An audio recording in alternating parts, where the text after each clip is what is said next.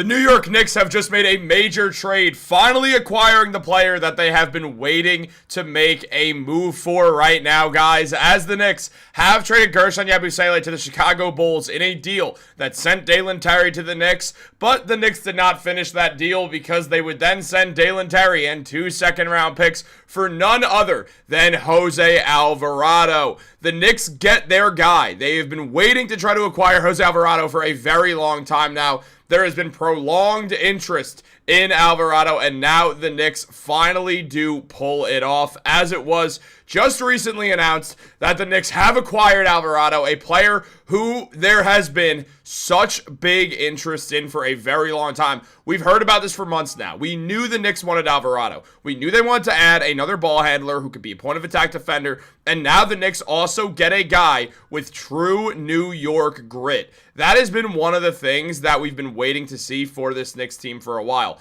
Can they go out there and acquire somebody who is going to be getting that New York grit, giving that grit and giving that hustle for the Knicks? And that is exactly what we are seeing now. This is a great move for the Knicks because now what we see is a team that ultimately is going to be able to go out and continue to use their guard play, have Deuce McBride more off the ball, which is the way that they like, and at the same time, change their rotations a little bit. And at the same time, this also means more moves are coming. The Knicks have even less of a need for Jordan Clarkson now, and they have been shopping Mikal Bridges. So because of that, we will likely see Clarkson plus Bridges, which equals $5 million, which is a very possible trade for the Knicks, especially after sending Dalen Terry out for Jose Alvarado. They'll have enough money to do a $5 million swap for $5 million if they do a 2-for-1 deal, say trading Mikal Bridges and trading Jordan Clarkson for another player, for one singular player, because the Knicks will have the money to sign someone. Specifically, they'll be able to sign a rookie like Dink Pate. They'd be able to get a guy off a 2-way contract, whether that's Trey Jemison, whether that's Dylan Jones, whether that's Kevin McCullough. The Knicks will now have a chance to make multiple moves.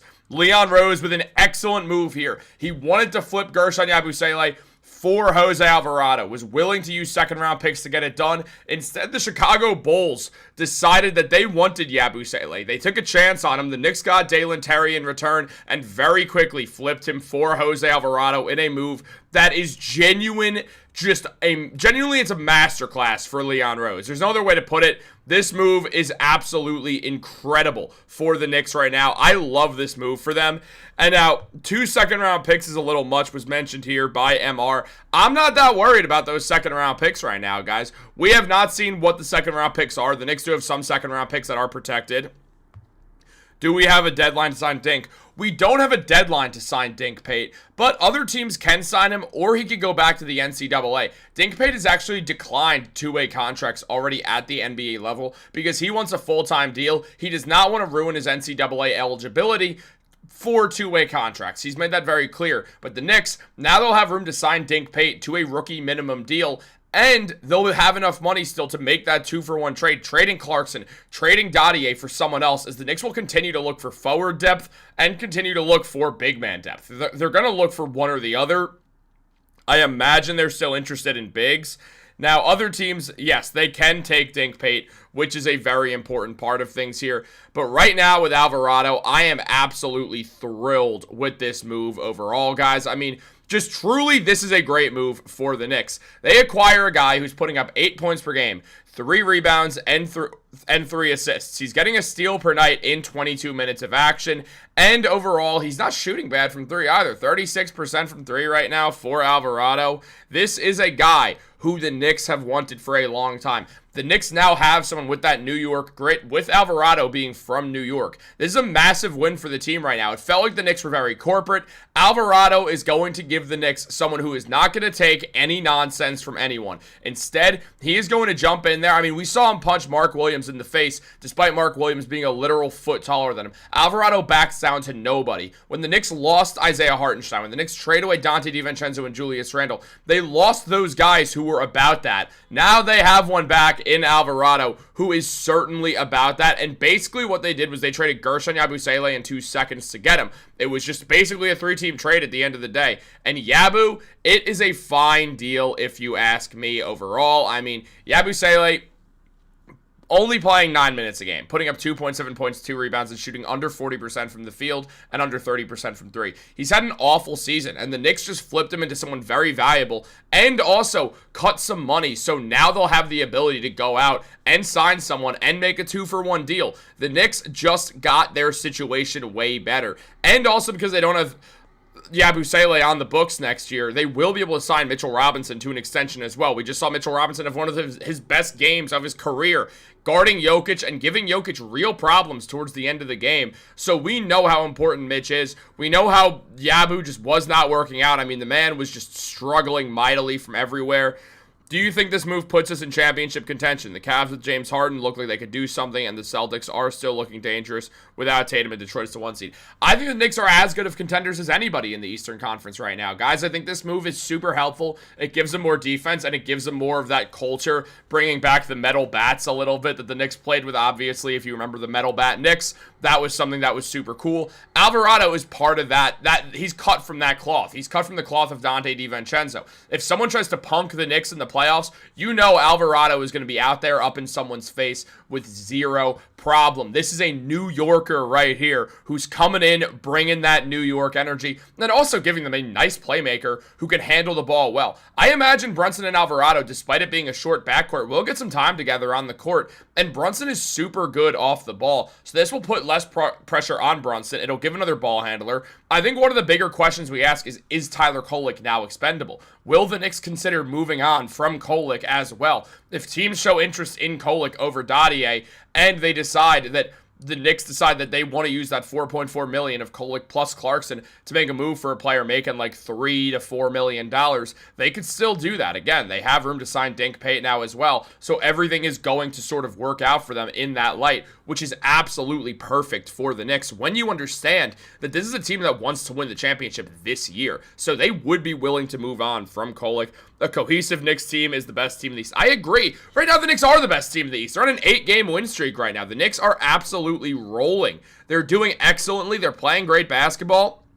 Looking at the standings right now, I mean, the Knicks, they're 4 games back from the Detroit Pistons right now. Might be 4.5, excuse me. That's Guerschon Yabusele's stats. That's not what's supposed to show up. There we go. Look, here's the thing. Right now, the Knicks, we see them at 5 games back from the Detroit Pistons. They are rolling, though. The Knicks are on fire right now. They've won their last 8 games. They just made a trade for a very useful player. Things are looking very good for the Knicks right now. Plus, we get to keep our boy Jordy McClarkson. Jordy McClarkson is still on the Knicks as of right now. Again, he might get moved. The Knicks playing him last night, starting him, was very peculiar, and there is a world that the Knicks ultimately do move him. Something that we should be well aware of is that Leon Rose does have a say in the lineups now. That was one of the things that happened when Mike Brown got hired. The Knicks wanted a coach who's fine with the front office basically allowing stuff to go through. And sort of Tom Thibodeau was not doing that at all. Tibbs was very much so of the mindset. He's like, this is my rotation. This is my team that I'm coaching. You do not get a say in this. You make the trades. You set up the roster. I'm the one who cooks with the roster overall. And I kind of love that as a setup right now for the Knicks, having Leon involved, because it does make it easier to make moves.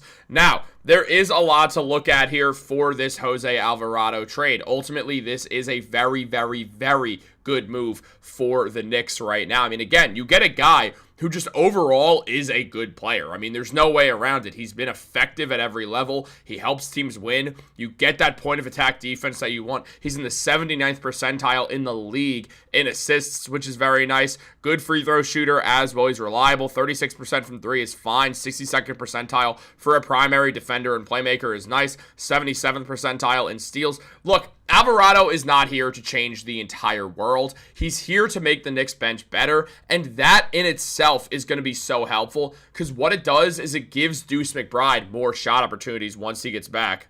So, really, I like this move. I want to read some of the comments. I want to see what you guys are thinking on this trade right now.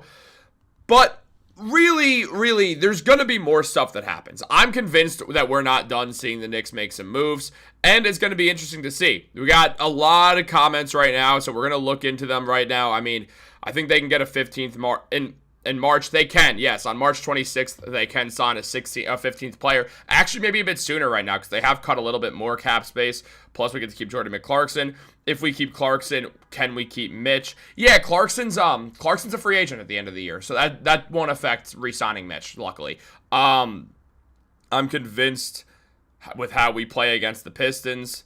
Or I will be convinced. That's fair. And I mean, I think having a guy like Alvarado right here is going to make all the world's difference when it comes to playing the Pistons. The Knicks are not going to allow the Pistons to punk him anymore because Jose Alvarado is not going to allow that. That was one of the reasons why the Knicks wanted to bring Alvarado in. Also, guys, just to be clear, we're going to be live all through the deadline, so strap in. I'm not going anywhere right now, so we're going to stick around. Frank the Tank said that, yeah, if we keep Clarkson, yeah, we can keep Mitch. Who did the Knicks give up? They gave up Guerschon Yabusele and 2 second-round picks because that was the move to get Dalen Terry effectively. So the Knicks, they traded Yabusele. Yabu putting up under 3 points, getting 2 rebounds per night, shooting 39% from the field, 30% from 3. Goes to the Chicago Bulls in this deal. The Bulls had no big men after they traded for $7 million point guards, and they needed depth, and they are taking a chance on Yabusele effectively. I don't know why, but it worked for me. I'm not going to argue with it. On top of that, it's all right that the Knicks didn't need Yabu because, I mean, they started flowing and doing well with Mohamed Diawara stepping in as their 9th man. Diawara has not played consistent minutes, so the stats are not great, but he's shooting 39% from 3, which is absolutely incredible. The defense has been effective, putting up 2 points in his limited minutes. Again, I mean, he's only playing 5 minutes a game, 6 minutes a game, so it's not like we are expecting huge things. But the Knicks, they also did move on from Dalen Terry. They effectively used it as a 3-team trade, even though it was technically 2 separate trades, it sounds like. But Dalen Terry is putting up 3.5 points, shooting 41% from 3. The Knicks were probably fine with keeping Terry, but did want to move on from him for Alvarado and figured because he's on an expiring deal, the Pelicans would be okay with it. And the Pelicans absolutely were okay with it. I heard Giannis isn't being traded. What are your thoughts on that? Look, with Giannis, I don't expect him to get traded at this point. The only team that's still trying to trade for Giannis at the deadline is the Miami Heat. Right now, the Warriors did offer the Bucks 4 unprotected first-round picks, likely Draymond Green for contract reasons, and some other young talent as well. I'm not sure who. Probably Moses Moody was involved. Players like that, maybe Brendan Pochemski. But clearly the Bucks didn't like the deal enough and declined it. Now the Heat, they could offer the best package because it's surrounded with Tyler Hero, Khalil Ware, Nikola Jovic, Pell Larson, and some draft picks.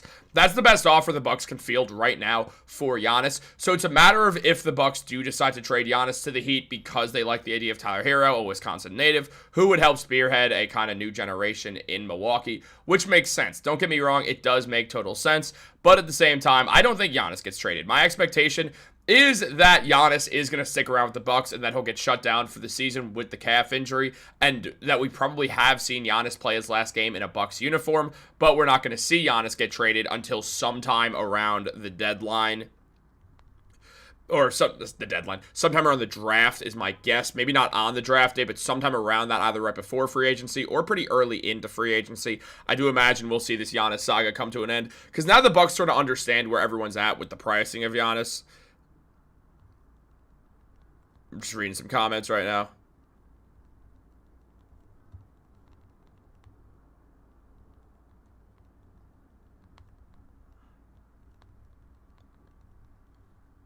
So really right now, when we look at everything for this Knicks team, I'm excited, man. I'm excited. Josh Hart and Jose Alvarado play similar games. Josh Hart is a better all-around player, but talent wins.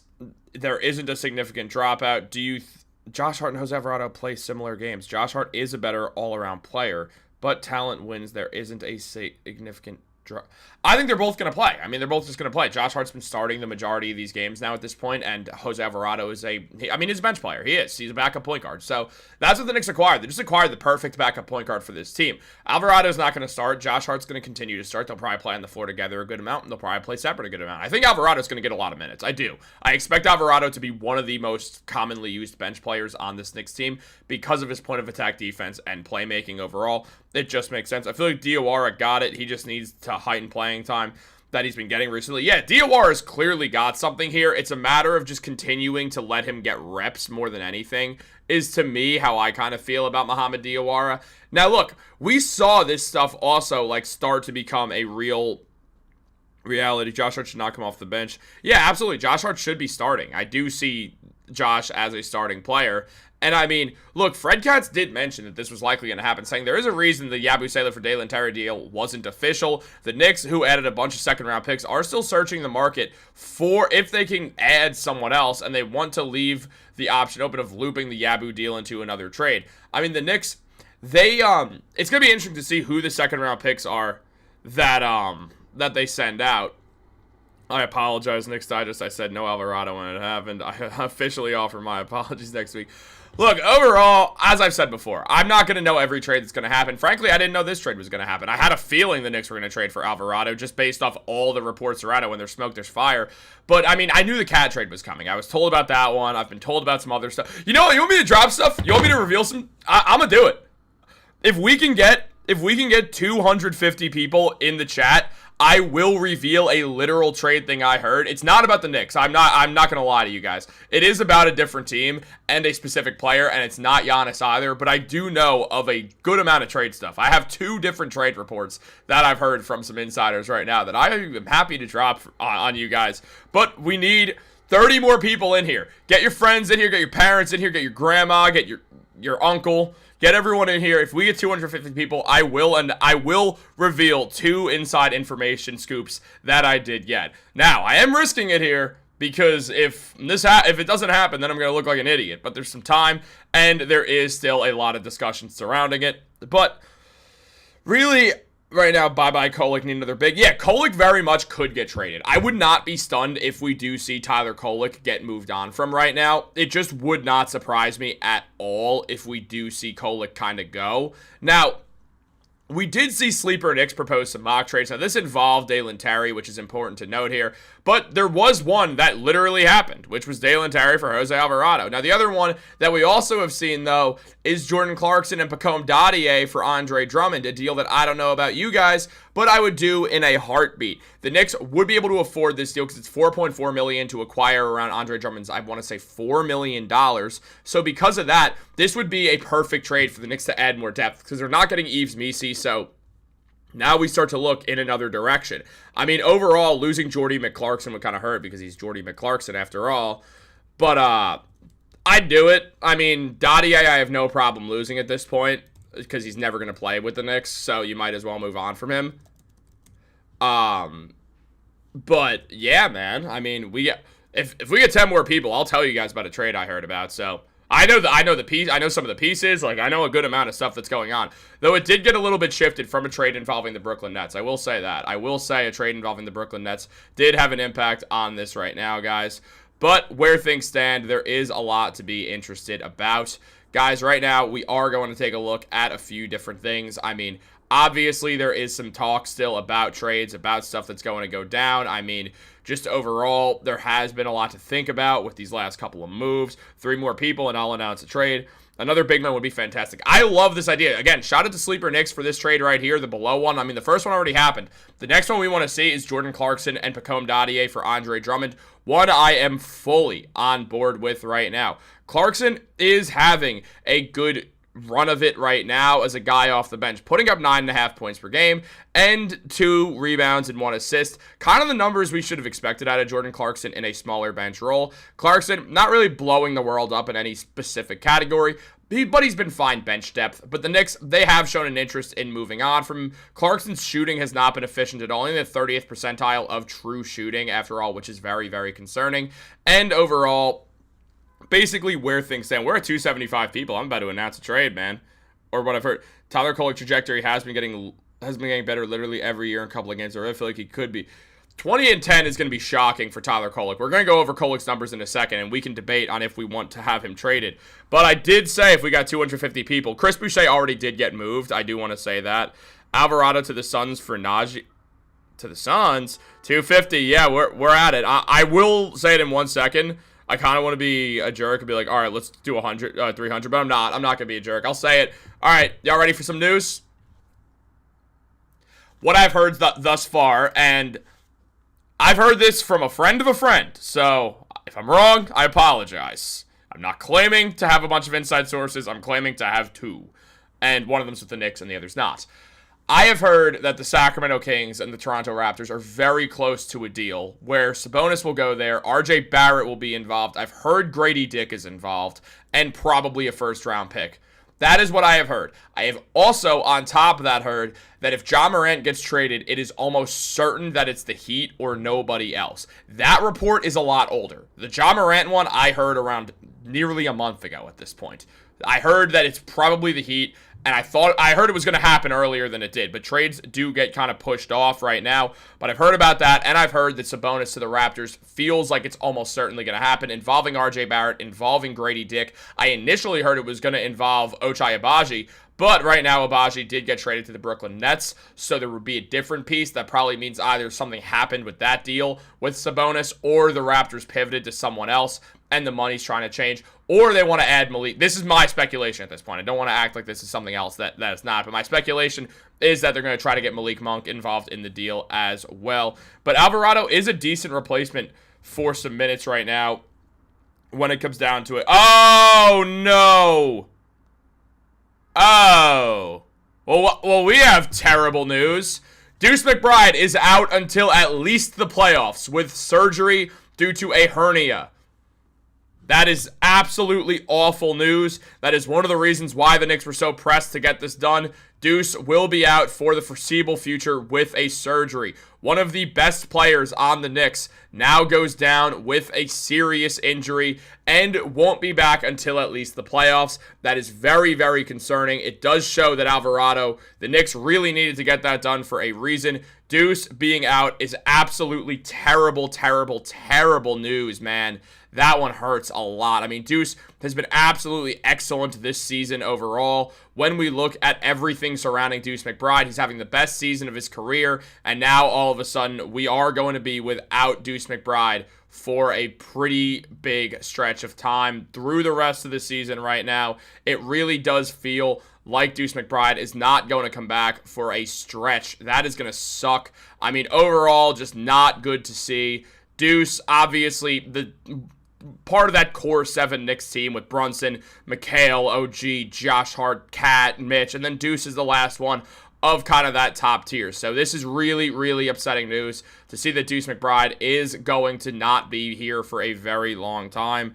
I mean, that's not a sports hernia is not good. He's going to have to get surgery. So I would not be shocked if the Knicks try to make more moves for more bench pieces, but that also does mean that it feels like Tyler Kolek is more likely to stick around if I had to take a guess right now, just based off everything. Now that we know that McBride is not going to be around for a stretch, it's hard to imagine that the Knicks would dangle Kolek as much as it felt like they might earlier on.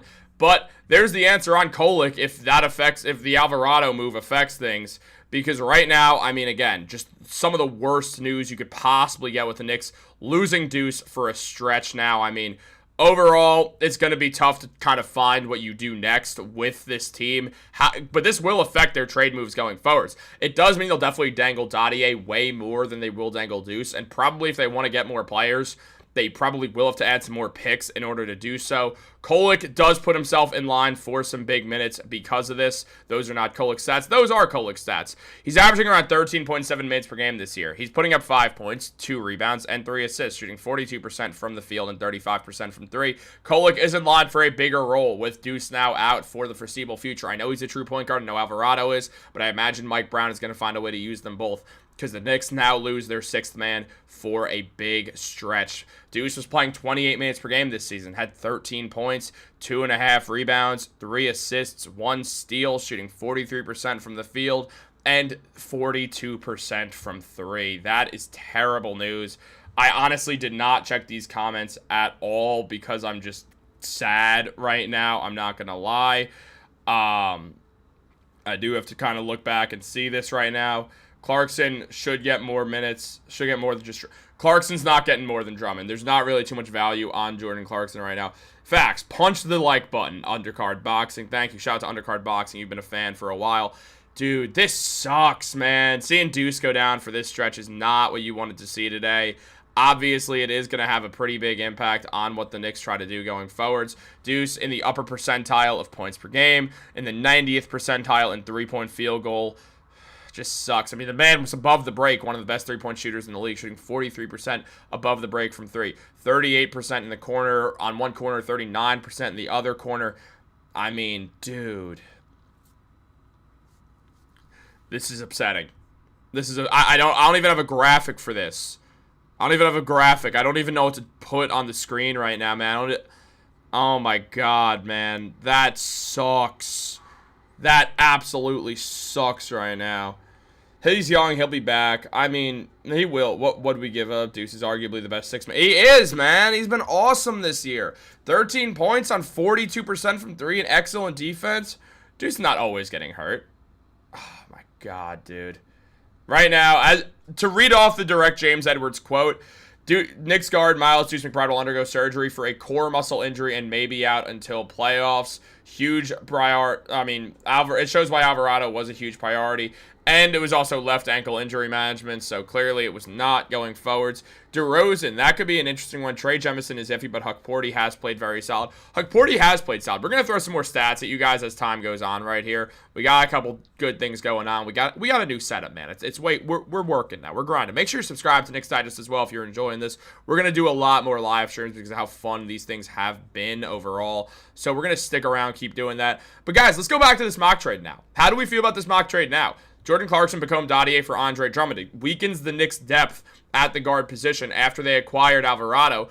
But at the same time, they don't have Deuce anymore. That's a lot more pressure on Tyler Kolek. It also really means you should go for Dink Pate because he does have the guard skills to kind of step up if the Knicks were to need him for depth reasoning. How do we feel about this now? Do we feel differently about Jordy McClarkson getting traded? I mean, right now for Andre Drummond, though, Drummond is a great player, and he fits the Knicks well, and he gives them more depth. But is that too much to pay for depth at this point? A guy who's putting up 7 points and 9 rebounds a night, shooting 50% from the field, 36% from three, which would be great for Mitch, because he could probably help Mitch get that free throw down. I mean, Drummond used to be shooting 30-some-odd% from the free throw line. Now he's shooting 63, which isn't good, but, you know, it's a lot better than it was. So this is going to be very interesting to see what happens with all this. I mean, obviously, now it feels like on top of all this trade stuff, one of the biggest news pieces is about McBride going forwards. I mean, again, just the worst possible outcome that we could see right now because, I mean, overall, I did not see.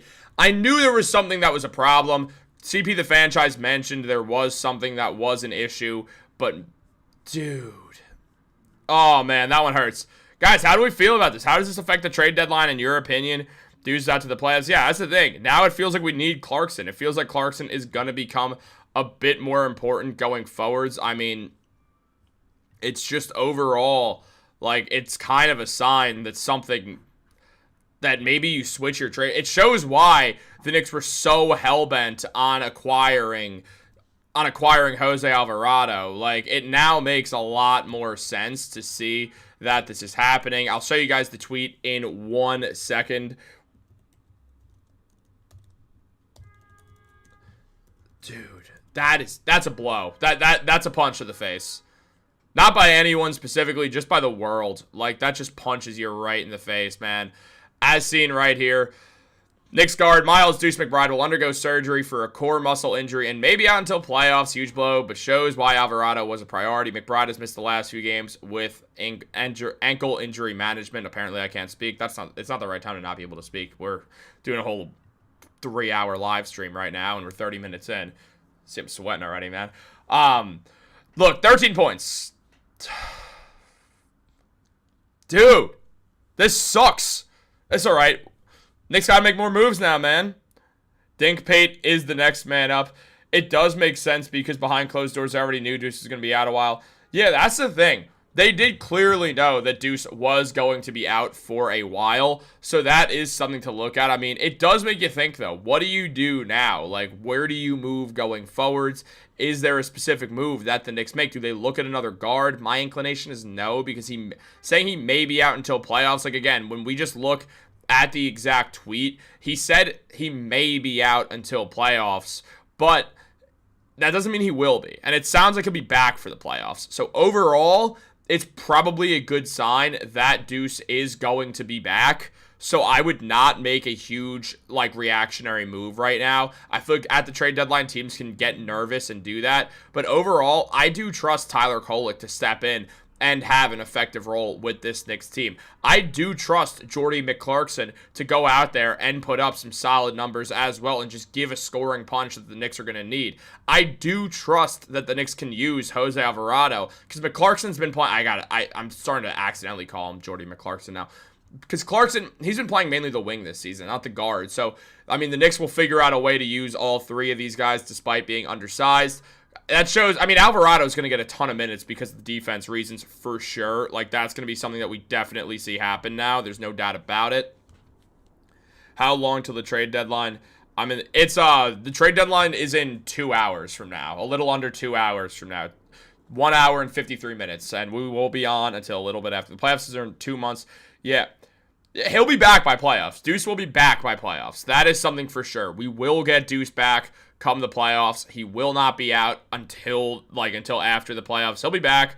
He's making nothing, so a team should want him. Clarkson? Look at our roster. If we don't win a championship, it's because of Deuce. There's bigger problems.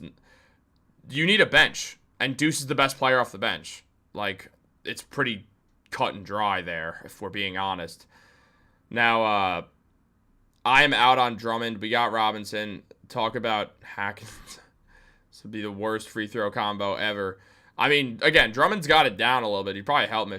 Jose and his wife just gave birth to the new baby. Hey, congratulations, Jose Alvarado. Let's go. Having a good day for him. I know he didn't want to leave New Orleans, but I imagine getting to go home is a pretty good spot to be in right now.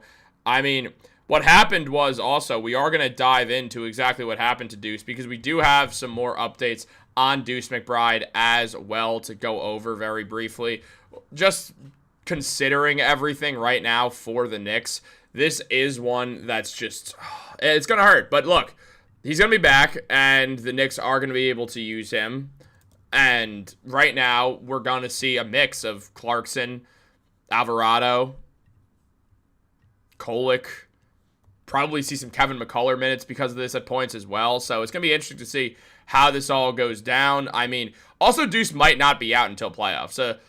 It's a sports hernia. Those can heal fast, especially he'll get it done. The Knicks will be careful. Casey Smith and the Knicks, they're good at this. Their medical team is very, very good. So I'm not too pressed about the future, but it sucks for right now. I mean, especially the Knicks on a heater, so they're going to have to make a bit of a switch. But also, as we have seen, this is going to be interesting. We've won 8 games straight. We just beat Denver without Deuce. Let's focus on being positive. We need to make cap room for we have cap room for a buyout player. We do. Not until March, but we do. We can't make room. Like, we have to trade a minimum contract for nothing to sign another minimum contract. Like, there's no way to make cap room sooner unless... Yeah, there's no way. I mean... Because we could have 13 players on roster for 14 straight days. So we need to get someone on a buyout instantly. That's the way that it happens. You have to trade Clarkson and Dadier for someone making less money, like an Andre Drummond, or someone with a virtually very similar contract.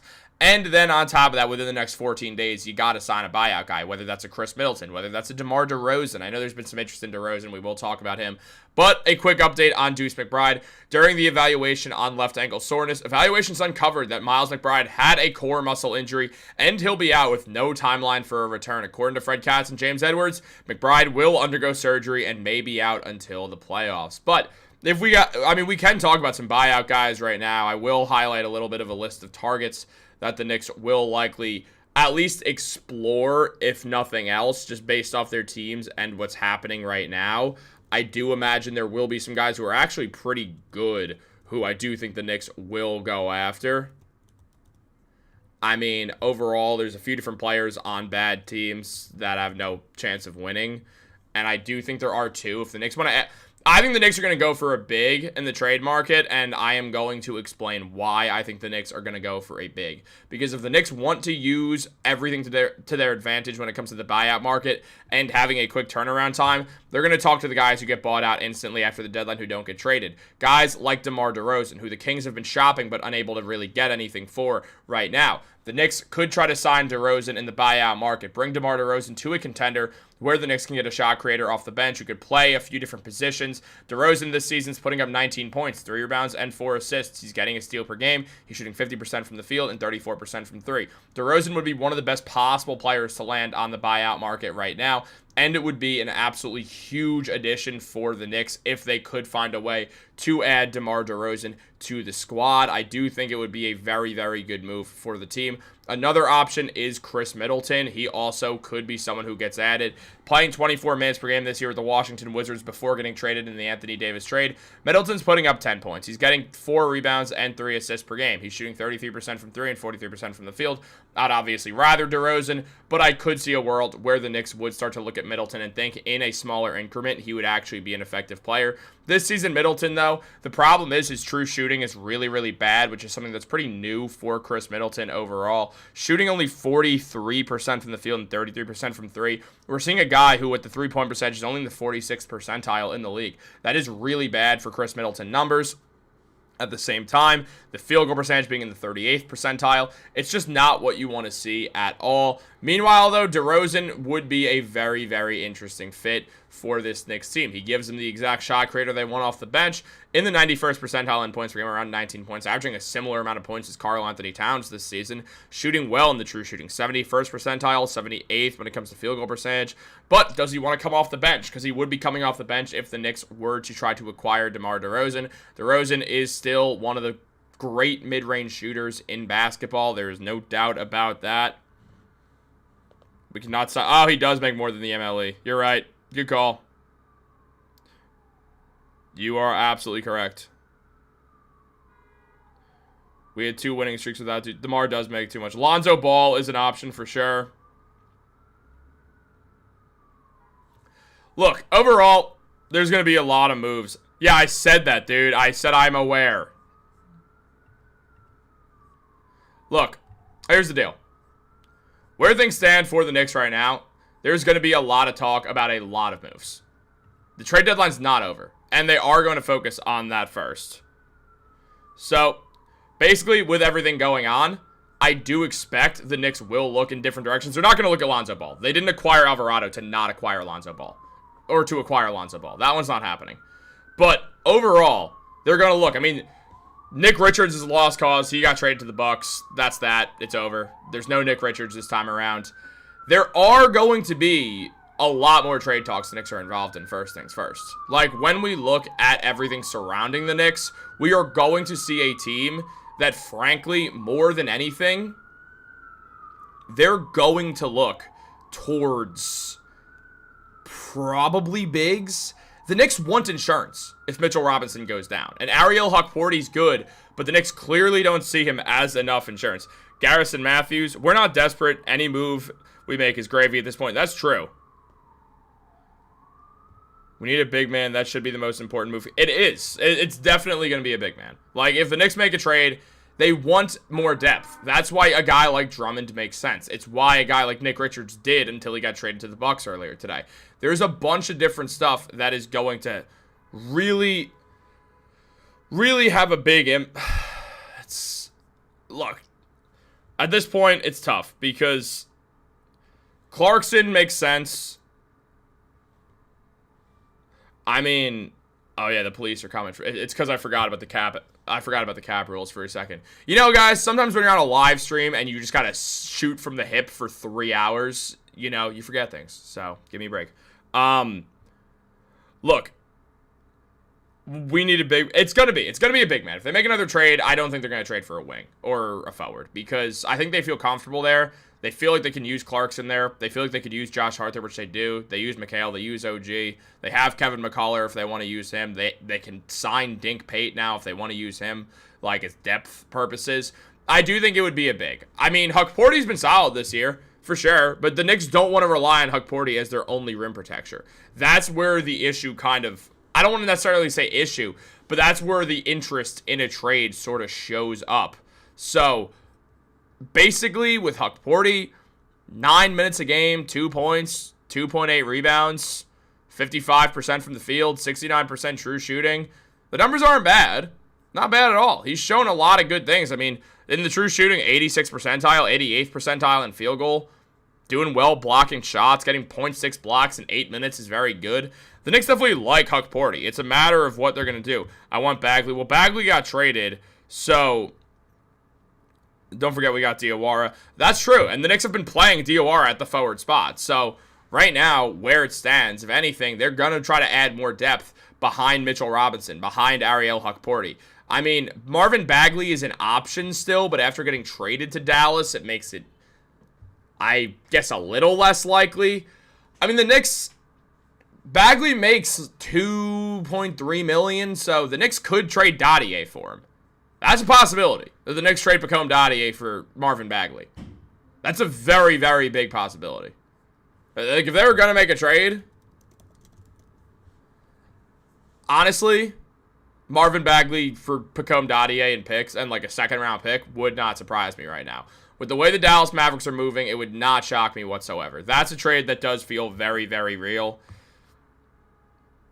So now we're going to act like we're not last in the league in bench scoring. That's why I was mad about Deuce, and then people got mad at me for being bad about Deuce getting hurt. Like, I don't know what you want from me. Look, overall, Bagley's a solid addition. 10 points per game, 5.7 rebounds. Shooting excellently this season. 42% from 3, 63% from the field. He played well against the Knicks the other night. Look, dude, Marvin Bagley the other night, when he played against the Knicks, had a -4 for a game where the Wizards lost by nearly 40 points, or around 40 points. Like, overall, we're looking at a guy who had a -4 in a game his team lost by 40. That is very impressive. Bagley's had a great run. The Mavericks could always possibly make a move and decide to trade him for Dottier. Honestly, trading Bagley for Dottier and a second-round pick makes sense because it's probably the most the Mavericks will get for Marvin Bagley at this point. At the same time, the Mavericks can only trade Marvin Bagley by himself. Like, they can't aggregate him with anyone because they just acquired him in a trade, so they can only flip him by himself. They can't move him with... Actually, they could probably move him with the people who he got traded for. No, I don't believe he can. What about Saddiq Bey? The Knicks don't really have the finances to trade for Saddiq Bey at this point. Saddiq Bey makes $6.1 million right now, and no, there's really no way to get to there. You're going to have to add 3 players in a deal where you're not going to have the money to sign everyone, so that's impossible. You won't be able to do Saddiq Bey. Saddiq Bey's out of the picture. A center who's a small offense. I mean, Bagley's got more than a small amount of offense in his game this season. Marvin Bagley's been great offensively this season. He's been absolutely excellent, and I do think that what we'd see out of Marvin Bagley is someone who would come off the bench and kind of do what the Knicks wanted Yabusele to do, be able to play the 4, be able to play the 5, have the shooting to space the floor when you're on there with Mitchell Robinson, or, I mean, at the same time, be able to work the post when you're the big man on the court, be able to grab rebounds. They would probably play Bagley with Josh Hart a lot because Josh is a great rebounder. They'd probably experiment using Ariel Huck-Porty at points with Bagley as well. Let's not act like Shamet is not a threat from the bench as well. All hope isn't lost. Kessler, we don't have enough for, plus he isn't getting traded. Yeah, Walker Kessler's not getting moved, and there's definitely not the Knicks... They're not going to trade a bunch of firsts for Walker Kessler. They probably could if they wanted to. But I don't know if the Jazz would accept it. My inclination is if the Knicks offered that 2032 pick swap and like the 2030 pick swap for Walker Kessler, then yes, they could get him. I don't think the Knicks want to do that because it ends the Giannis thing right here, right now, and I don't think the Knicks want to end the Giannis thing. I think the Knicks want the idea still that they can acquire Giannis in the offseason because they will have 2 extra first-round picks to trade. One of them will be unprotected. The other one will be a pick swap. So because of that, they don't want to end all this Giannis stuff yet. They want to be able to have more of a treasure trove of picks. It's why getting to the offseason is so important when trying to acquire Giannis Antetokounmpo. So... Giannis is always still going to be around. Giannis is going to be someone who is going to continually be there. We are going to check what is going on in the Twitter world right now with sports, with the NBA trade deadline. I mean, look, basically right now, the Alvarado deal, I mean, the Knicks have more money. So now they are $1.1 million under the second apron. They're nearly getting to the point where they could sign a few different people. The Knicks have depth, though, which is important. So Giannis intends to try to help the Bucks make the playoffs this season when he returns from the calf injury. So Milwaukee is looking to move Miles Turner. I mean, we're seeing here that basically the Knicks, if Jose Alvarado declines his player option, the Knicks have his bird rights as well, which is going to be important. So the Knicks, they do have the ability to keep around Alvarado and Mitchell Robinson for the long haul as well. Honestly, the Knicks, it seems like they were going to try to go for Alvarado regardless. It just made it way more important. The 76ers are looking to trade Eric Gordon. Unfortunately, nobody's interested in Eric Gordon at this point in his career, so that's a shame.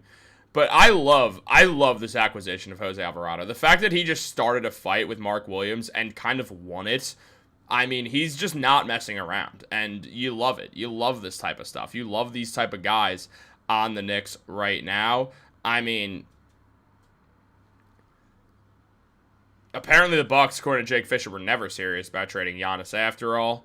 And overall, man, honestly, it feels kind of nice to know what happened with Deuce, because him being out for that period of time, you knew there was something wrong. The fact that it's not his knee is honestly super helpful. So overall, basically, with the Knicks, I do like the idea of using Alvarado next to Jalen Brunson as well. I like Kyle Anderson. Kyle Anderson is someone who, if he gets bought out, the Knicks will go for him. He's under the tax threshold for money that they'd be able to pay him. He's under the cap. He's not making an MLE. He's making less than that. So the Knicks will be able to go and use that money on Kyle Anderson. Kyle Anderson is also from New York, so that'll probably help the cause. He's actually coached by a former basketball coach of mine for a little bit. But Anderson, slow-mo, good defender, can play the game at a pretty good level. I imagine the Grizzlies will waive him. Obviously, they like him. Anderson spent a good chunk of his career with the Grizzlies up to this point. At the same time, I would not be shocked if Anderson would give the Knicks... If the Knicks trade for Marvin Bagley and then use the rest of that money to sign Kyle Anderson, that's such a win. Anderson in 20 minutes per game, putting up 7 points, 3 rebounds, 3 assists, getting a steal, shooting 60% from 3 and 52%. All right, clearly limited increments for Kyle Anderson, but let's just look at these percentiles because it'll be fun to do. Overall, 99th percentile in three-point shooting this season, 83rd percentile in field goal percentage. At the assist mark, 3.1 assists per game. I would love this Kyle Anderson move. Guys, very quickly, the stream is not going anywhere, but I do very quickly have to turn on a little bit of a graphic for a second. I'm going to put it on a loop very quickly because I desperately need to take this hoodie off, and I'm not going to lie, I'm not wearing a shirt underneath it. So very quickly, I'll be right back.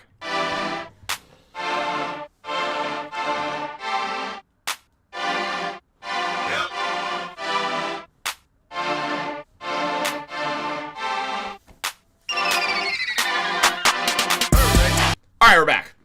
See, look at that, super fast. Look, I love the idea of Kyle Anderson. Whoever just commented that, I've thought about it. It's like, it's entered my head. Like, you see stuff on Twitter, it's like, oh, that would be a good idea.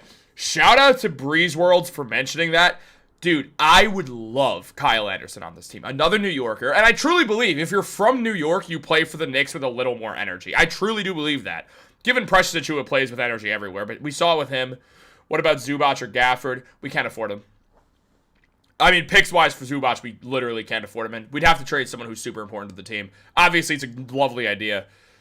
Deuce is always injured, so sexy. He's got so much potential. May need to move on at some point and get as much value as you can. Well, here's the thing, man. I feel like, I mean, correct me if I'm wrong, but I don't feel like Deuce is injured that often. Like, he hurt his ankle earlier, and then they realized he had an ab injury. But for the most part, he stayed mainly healthy. The Knicks medical set. Yeah, the Knicks don't like stuff to get out at all. Yeah, no. Slow-mo is a New Yorker. The only reason I know that is because we actually shared a basketball coach. Not at the same time. I'm like nearly a decade younger than him. But at the same time, like my coach mentioned that he used to coach Kyle Anderson and Donovan Mitchell. I actually did meet Donovan Mitchell when he was a kid. I just didn't know it was him. But the Knicks medical staff is transparent. We can use Alvarado's grittiness with it. We need Alvarado's grittiness with the team. I mean, this team feels so corporate right now. This Knicks team feels so like they literally just feel like this corporate team. There's very little energy to them. There's very little like grittiness. We don't have that New York grittiness anymore. We no longer are bringing out the metal bats like the January 2024 Knicks, man. Question. Can the Knicks get insurance money? No, and I will tell you exactly why. Because Deuce is coming back this season. The Knicks would be able to use a disabled player hardship exception and get some money to use in free agency if Deuce was out for the rest of the year. The Knicks tried to do that with Mitchell Robinson back in 2023 on December 9th, I want to say. I actually remember I was walking home and I saw that it happened and I started running to go make a video and I was so mad. Mitch is my favorite player on the Knicks. For those who haven't followed this channel for a while, I absolutely love Mitchell Robinson. The Knicks right now they can't get a disabled player exception for Deuce because Deuce will be back. I mean he'll be back in like 2 months. So like right around the playoffs, we will get Deuce back. That'll be around April. The beginning to middle part of April is when we should expect Deuce back. Maybe a little bit earlier. I usually overshoot with how long guys are going to be out with injuries because I'm afraid to undershoot it. Kemba. We need a wing. Edwards also. How about Kevin Love? Where is Slow-Mo from early? And I don't know where in New York Slow-Mo's from, but I do know he's from New York. But man, look at this guy. He'd be a good addition for the Knicks in the buyout market. He's honestly becoming one of my favorite buyout options for this team right now. Because when we look at him, the shooting numbers will load. We see that he's a great effective scorer overall. I mean, look, there's a guy who, again, he hasn't played a ton, but he's hitting the shots when he gets his opportunities out there. I mean, great in the mid-range, scores fine in the paint and down low, but he's a good mid-range guy, good defender. This is overall something that we should be happy about. Also, Giannis is officially staying, which is important to note here. But yeah, man, I love the move the Knicks made. I want to see them make more, though. I feel like right now it's just about, well, Deuce is out, and we acquired Alvarado, which is great, but I do want to see them add a wing. George Niang is an interesting option. We'll pull up George Niang's numbers in a second right now. I also do want to mention very quickly when it comes down to it, at the same time, that the Knicks are great. They are still the second seed in the East for a reason. Like, this is a great team. They don't need that much help. Anything now is just supplementing what's already a good team. I would love more depth. I would love Kyle Anderson. I think he's excellent. I think the idea of Kevin Love is cool, even though I don't think it's the right move for this team, because Kevin Love's older and not really an impactful player anymore, but I do understand where you come from on that side. I think he would be a great veteran to have around. I can see another big as insurance. We don't have to use Dottier. We don't have use for Dottier and don't trust Sakporti. Like I wanted from the beginning, Giannis is just chill. Yeah, Giannis, 20... He's going to get moved over the summer. He's not going to be with the Bucks next year. So we're going to be battling a team that's probably going to be weary of trading for Giannis unless he extends. I think the team that would do it the most, with the loosest, assuming that he'd extended with the Knicks and the Heat, because they think they'll be able to sway him. The Knicks can't afford DeMar DeRozan. We need a center. I mean, right now on the trade market, I'm trying to think about who the centers that they could go for. I mean, right now, look, basically where things are, we're really trying to see. I mean, Giannis is staying with the Bucks. We know that. Alvarado's in New York. There's not a whole lot. I mean, again, Nick Richards and Nigel Hayes-Davis got sent to the Bucks for Karl-Anthony and Amir Coffey, so that deal is off the table. Like, the Nick Richards one is out. I mean, everything right now in the trade market, it feels like, is going to be about the Knicks. Chris Boucher got sent to the Jazz, and unless he gets flipped, I mean, I wouldn't be shocked if the Knicks tried for Boucher. They have had interest in Chris Boucher in the past, so that wouldn't shock me. Right now, 2 seconds is wild. The Knicks had to trade seconds for him because the Pelicans didn't want to give up Alvarado, so it was a tough... They had to pay for him, and they really did see a world. I mean, we saw Jonathan Kuminga get moved. We saw Rob Dillingham get moved. Anthony Davis, Chris Paul, Kobe White, Jared McCain, James Harden. We've seen these guys get traded out, which is going to be interesting. Clint Capella. The Rockets would not trade Capella. They lost Steven Adams for the season. They're not going to trade Clint Capella. If anything, they're going to try to add more depth. I mean, Jaren Jackson obviously wasn't really too much of a talk about. Sounds like Michael Porter is going to stick around as of right now, which would be interesting to see. Sounds like Zion's going to stick around. Yeah, man, this is getting interesting, though. Alvarado to Orlando for Goga Batadze. The Knicks aren't moving Alvarado. They're without Deuce for 2 months. I don't see Alvarado getting moved at all. So, when it comes to Goga Batats, there's no real way to get that. $8.3 million. The Knicks can't afford that, man. They can't afford. They literally can't trade for Goga Batats right now. It's just absolutely impossible for them to pull off, like, really at all, which does kind of suck in the moment. Well, with Alvarado, Kolek can go. That is the thought. The Knicks can try to use Kolek's $2.2 million if they want. They could try to do that. That wouldn't be shocking to see get done. I mean, all right, hey, guys. We're an hour through the 3-hour stream. Look at that. 2 more hours to go, guys. A lot of stuff going on.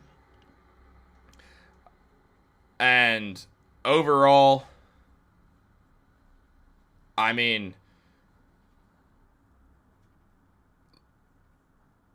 look, man, lots of stuff happening right now. Lots of stuff going down. There were moves earlier, and the reason those moves were earlier is because there wouldn't be a Mark Williams-Lakers situation where Williams got traded to the Lakers, failed the physical, and the Lakers were just like, well, I guess we don't have a big man now. Because they were pissed about that, and kind of rightfully so, if we're being honest. Like, the way that it's all going down.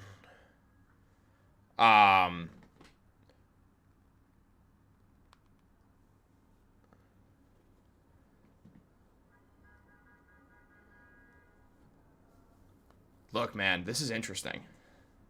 It's very, very interesting right now because, look, the Knicks, out of all the top teams right now, it does feel like the Knicks have made one of the few moves, like, out of everyone. I mean, overall, the Celtics, they got Vooch. The Cavs, they got James Harden, so I guess those two teams made moves as well. The Pistons haven't made any moves, though. The Pistons are wildly confident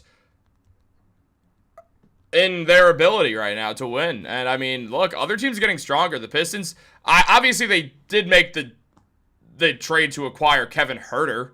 Like, they did something. It's not that they did nothing. I mean, outside of that,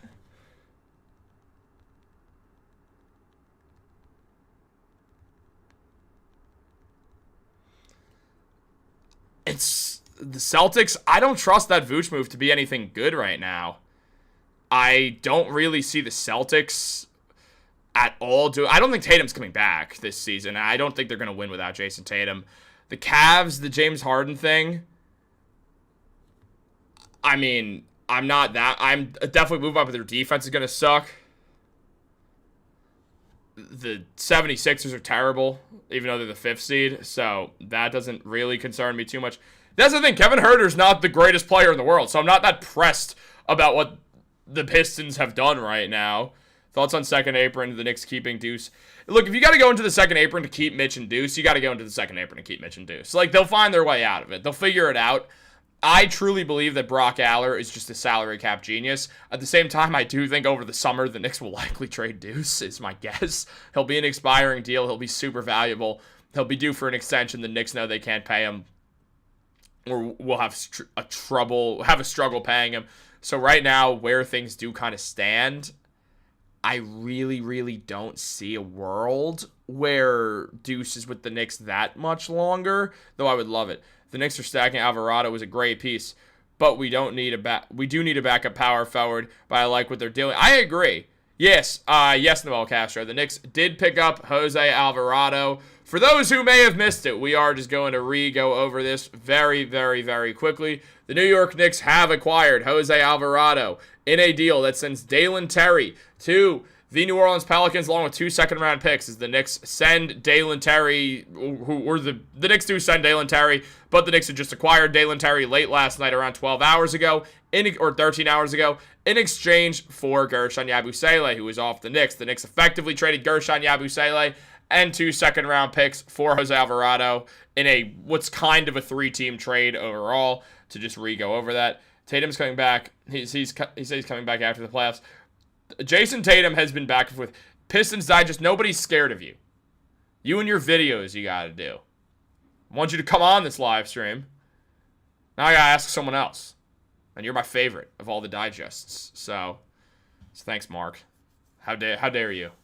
Alvarado for Jericho Sims. Yeah, I don't think the Knicks are trading for Jericho Sims. They traded Jericho Sims at the deadline. Remember, that was their one move last year. The Knicks traded Jericho Sims for DeLon Wright. Obviously, DeLon Wright was an awesome pickup. Why can't we sign Deuce? We can, but you don't really want to be in the second apron for that long, and it would kill the rest of the Knicks' depth. So I do imagine the Knicks will consider doing it if they don't get enough offers for him. And the Knicks kind of know the second apron feels sort of imminent for them. At the same time, Deuce is going to cost a lot of money, and the Knicks have the bird rights. They can pay him. It also, to me, just feels more likely that the Knicks are going to understand that, like, you can't keep everyone, and that I would guess Deuce becomes the casualty because the Knicks need the big man help in Mitchell Robinson a little bit more, and Deuce can net you something of value, whether it's just draft capital, no matter what it is, whether it's... I still think the Knicks don't want to trade Deuce because the Knicks see Deuce as a piece in a Giannis deal. I've said this for a while now. I do expect Deuce to be more of a piece in a Giannis deal than anything else as of right now. That's really what I do see this as at the moment. And overall, guys, how you heard it here first. Chris's favorite is a Pistons. You're not a Pistons fan. No, I'm just kidding. You definitely are. You definitely are a Pistons fan. I don't think James Dolan would even care if he has to pay a luxury tax. So Dolan doesn't care. Dolan will spend whatever money on the Knicks to win. I've said this before about James Dolan. I think he's underrated as an owner right now because he has gotten out of the way for the most part. He got involved with tips, but like outside of that, he's been out of the way, and he's just signing checks. The man does not. Dolan has made it very clear that he has no problem paying any amount of money for the Knicks to be good. Dolan has endless money. He knows that. He'll effectively admit to that. He's making more money through the sphere, so he does not care about paying the luxury tax at all. That does not affect James Dolan. He has no problem doing that. You can say what you want about James Dolan. I mean, yeah, do I kind of think he's not a great owner? Of course. Like everyone else, I see problems with James Dolan. At the same time, they're not the worst problems in the world. He could be cheap, and Dolan's not cheap. Dolan wants the Knicks to win. If nothing else, James Dolan actually does love the New York Knicks. And you gotta give him that and the fact that he's willing to spend money for them to be good. If nothing else, that is what you can say positively about James Dolan. Alvarado's a dog. That's exactly why I like him. I want him to start swinging on people. Like Deuce, but I think he's gone later. Yeah, exactly. I think it's a mix of everything with Deuce. The Knicks see a chance to trade Deuce's value high after this playoff run where I imagine Deuce will be good because he's great at basketball, and the Knicks will move him. I imagine the Knicks will try to use Deuce and Karl-Anthony Towns as a way to get Giannis. That's my guess. Maybe I'm wrong. This is not me saying I have an inside source. This is me taking a guess on what makes sense for the Knicks right now. Obviously, the Knicks want Giannis. That's no secret. They're not going to get him at the deadline, which is good for the Knicks that Giannis is not getting moved because they'll have 2 extra first-round picks. They could now offer the Bucks the Wizards pick, which is going to become 2 seconds. Their own 2026 as the swap, but that doesn't really count because, the Knicks are better than the Bucks anyway. So the Knicks can offer a 2028 swap, a 2030 swap, 2032 swap, 2033 unprotected, 2034 swap. When can they do that? Offseason. So that is the game plan for the New York Knicks right now. We needed toughness. We did get toughness to trade Deuce, Clarkson, and Pacino. I know that you mean Pacome. For Dante, if Giannis. So, as much as I would absolutely love to get Dante DiVincenzo back, and I would love to get Dante DiVincenzo back, I want to say Deuce, Clarkson, and Pacome. So Deuce is $4.3 million, 4.3 plus 2.8. I'm really bad at math, but that's 7.1 plus the plus Clarkson is 9.3 million. It's not enough. It's not enough for DiVincenzo. You need to add like $2.5 more million to make it work because the Knicks have to give out more money than they take in any trade. Dolan is the George Steinbrenner of the Knicks. In many ways, yes. And remember, nobody liked George Steinbrenner until Hal Steinbrenner showed up. And then everyone missed George Steinbrenner. There was a lot of revisionist history about him. But as long as he stays out of the way and pays the bills, that's how I feel about Dolan. I loved him for a good stretch because he stayed out of the way and paid the bills for the Knicks. That's all you could really ask for out of an owner is stay out of the way, pay the bills, and don't screw things up. Most owners screw things up when they try to get involved. Why? Because they're owners. They're not GMs. They haven't spent their whole life doing this. And that's fair. It's not on them. They don't have to. They own. I guess is what I'm saying. One team told Ian Bagley the value of Mitchell Robinson that the Knicks value Mitchell Robinson more than any other team in the league. So the Knicks, they're going to do whatever they can to re-sign him, and they're going to do what they have to do to re-sign him. A new report from Ian Begley does say that. So the Knicks do intend on keeping Mitchell Robinson, which makes the Deuce trade even more likely. Forget about Giannis. No, I was mentioning in the sense of Deuce McBride and how he kind of plays into Giannis, and I think the Knicks don't want to trade Deuce unless it's for Giannis, though I do think they'll fold on that when the time comes, is my guess.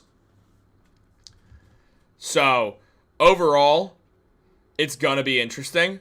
I'm super, super excited to kind of think more about this, and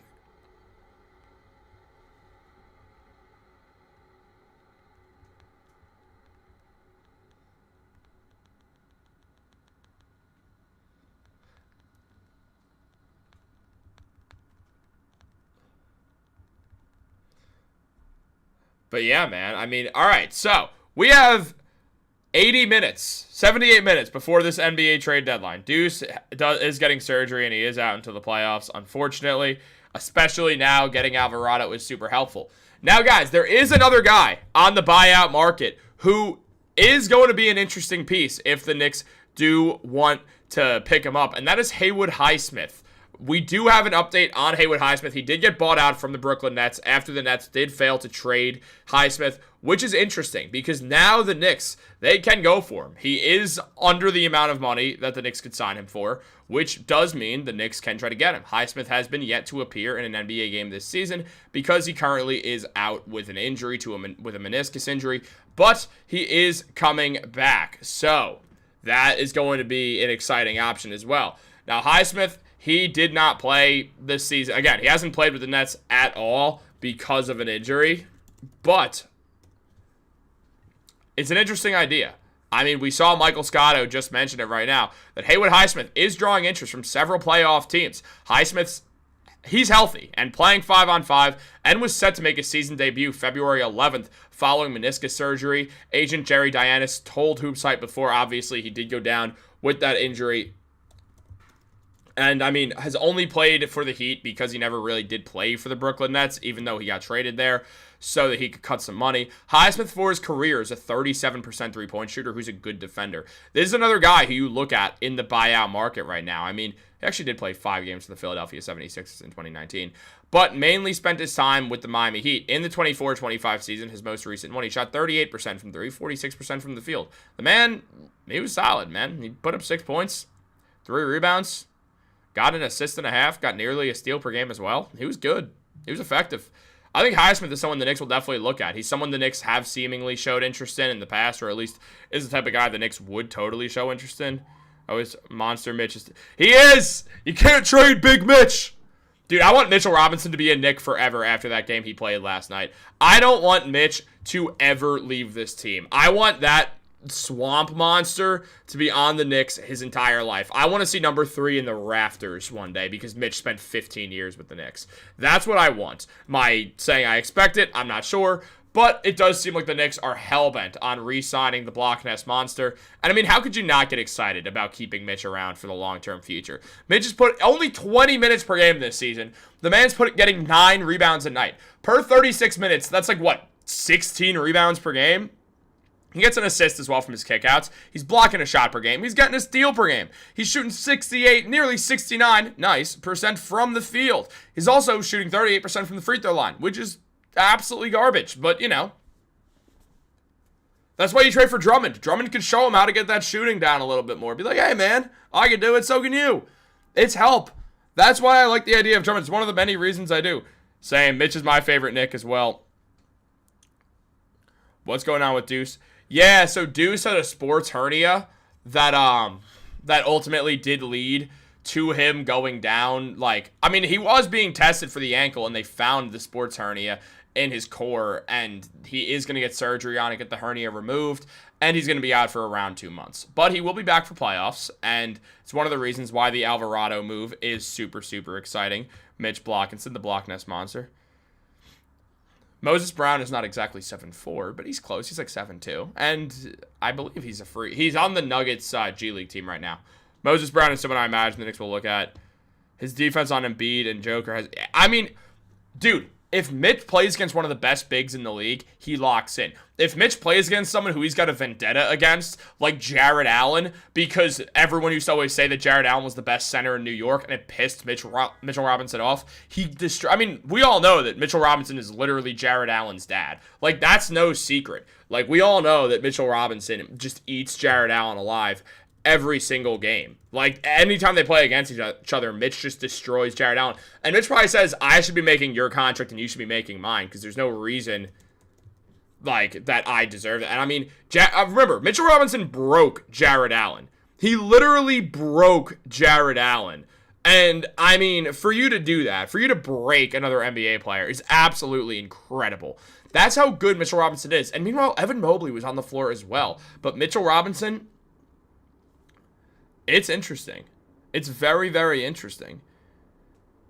If Alvarado picks up his player option as well, it would give the Knicks more flexibility below the second apron. So, it would help even more. It does have Giannis implications as well, which is interesting to look at also. So, there is some interest. Dude, there's a lot going on right now with this whole situation, man. Like, really where things start to happen, I'm super, super interested. Like, with this Knicks team, with everything that's going on. I mean, remember though, when it comes to Mitch, he made Jarrett Allen say this. He made Jarrett Allen go, the lights were brighter than expected. He scared Jarrett Allen, and Jarrett Allen has never fully recovered because Mitchell Robinson is the greatest thing ever. Also, when you see me looking down like this, I'm looking at my phone where I'm checking the comments because I got like everything going on the screen right now, so that's why I keep looking down in case you're wondering. But it's to read the comments, read what's going on in the league right now. For example, stripping Murray at the end of the shot clock. Yeah, just intangibles. Mitch brings the intangibles like crazy. Did you know the Knicks? Yes, I did know that. That is how we started this. It is. I'm not trying to be an ass or anything. I'm saying that's why it's titled Knicks Make Major Trade, because they traded for Alvarado. Claxton too. Mitchell Robinson breaks Claxton all the time because Nick Claxton had some stuff to say that he never lost to the Knicks and all that. And Mitch was there for that. Mitch has been on the Knicks way longer than Claxton's been on the Nets. Mitch has been on the Knicks since Jarrett Allen was the Nets starting center. Mitch dogged Allen back then. He's dogging Allen now. Mitch balls out against DeAndre Ayton because Ayton was picked first overall in the same draft class where Mitch was picked 36th. Also, Mitch is better than DeAndre Ayton, so Mitch probably is like, I'm better than this guy. I should have been the first overall pick in front of him. And honestly, Mitch is better than DeAndre Ayton. I mean, right now, contract's out of the way. Who would you rather have, Mitchell Robinson or DeAndre Ayton? Mitchell Robinson. It's not even close. Like, if no one ever told you that, let me be the first to say thank you for the information and actually communicating with your viewers. Damn, Noel. Damn, man. That was really nice. That was a really, really nice comment. That means a lot. That was really nice of you, dude. Damn. That got me. I think Alvarado is the last love of the day. Last move of the day for the Knicks. I'm reading it wrong, man. That comment, Noel Castro's comment got me, dude. It did. That shit got me. No, I got you. I know what you're saying. The last move of the day. I think it's possible. I mean, overall, if this is the only move the Knicks make, I'm not mad. They traded Guerschon Yabusele, who they didn't use. They're using Diawara over him. Diawara is better than him. And in exchange, what they got was a player who they're going to use, a player who they like, a player who's super, super, super the type of guy the Knicks needed, a New York gritty guy who will not back down from anyone, even a 7'1" Mark Williams. This is what the Knicks needed. They needed someone to take this corporate energy from the Knicks and be like, nah, we're bringing that New York grit. I mean, y'all know what it's like. For anyone here, and I'm not saying, like, I'm not trying to, like, leave anyone out, but, like, if you don't live in New York, but if you live in New York, specifically one of the 4 boroughs, not counting Staten Island, I'm kidding. If you live in one of the 5 boroughs, but really, you can't even say specifically one of them, because anywhere you go in New York City, Staten Island less so for sure, but you'll find excellent pickup basketball. And that stuff, dude, if I'm going up for a layup, I'm a big person. I'm 6'4", 250 pounds. I'm a large person. And, like, if I go up, I play in a basketball league, and I'll get hit like that. I'm not going to ask for a foul. It's New York. If I'm shooting and this happens, you're not asking for fouls. And if you do, everyone's going to be like, no, grow up. This is New York, baby. You're getting hit. You're getting bumped around. You're walking away. New York, we know basketball is a contact sport. Jose Alvarado is 6'0" and making sure he's going to let everyone know that basketball is a contact sport. And how could you not love that, man? I mean, this is the type of stuff that the Knicks needed.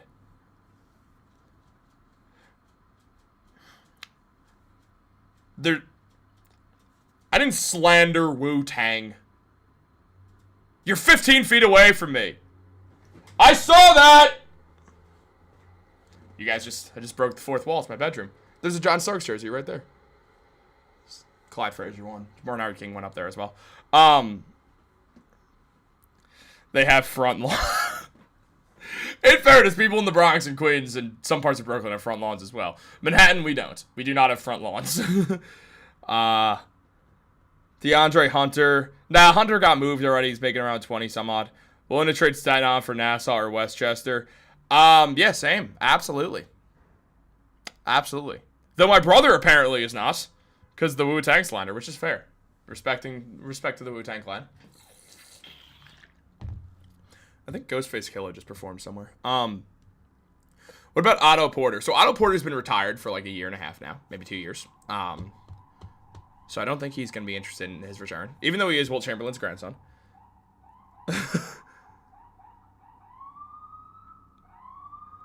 Wait, where was there's the Otto from Justin. DeAndre Hunter. DeAndre Hunter just got traded, making around $20-some-odd million. If you guys needed a reason to know, oh shoot, Hunter Tyson and a second-round pick got traded to the Brooklyn Nets for a second-round pick. Open roster. All right, buyout market got a little bit more interesting. Nuggets have a spot now. If you guys need any confirmation that I live in Manhattan, those sirens over there can confirm that for you. Mo Bamba. How? Wow, this is farther behind. No, never mind. My stream is farther behind. I'm just... Mo Bamba is available. Mo Bamba is certainly... I would not mind Mo Bamba as depth. Good shot blocker. Can dribble the ball a little bit. Can hit a mid-range. Pretty skilled. I like Mo Bamba. I was surprised the Raptors got rid of him so fast. I really am. I'm a big fan of Mo Bamba's game. I think I am biased towards anybody who for anyone who's from New York. I think it's clear. I'm talking about Jose Alvarado, Kyle Anderson, Mohamed Bamba. I'm like, I like that move. It's definitely the New York bias. I mean, if you're from New York, come on, man. You don't want to see New Yorkers play for the Knicks. It's so fun. There's just a different way to... It's a different energy about them. But Mo Bamba is an interesting one right here. I mean, spend a little bit of time with the Jazz. I mean, averaging nothing, basically, because he hasn't really gotten in the game. But Mohamed Bamba is someone who has put up good numbers in the past. What up, Matthew Hurley? How we doing? There's always ambulances. Nick, it's Manhattan, bro.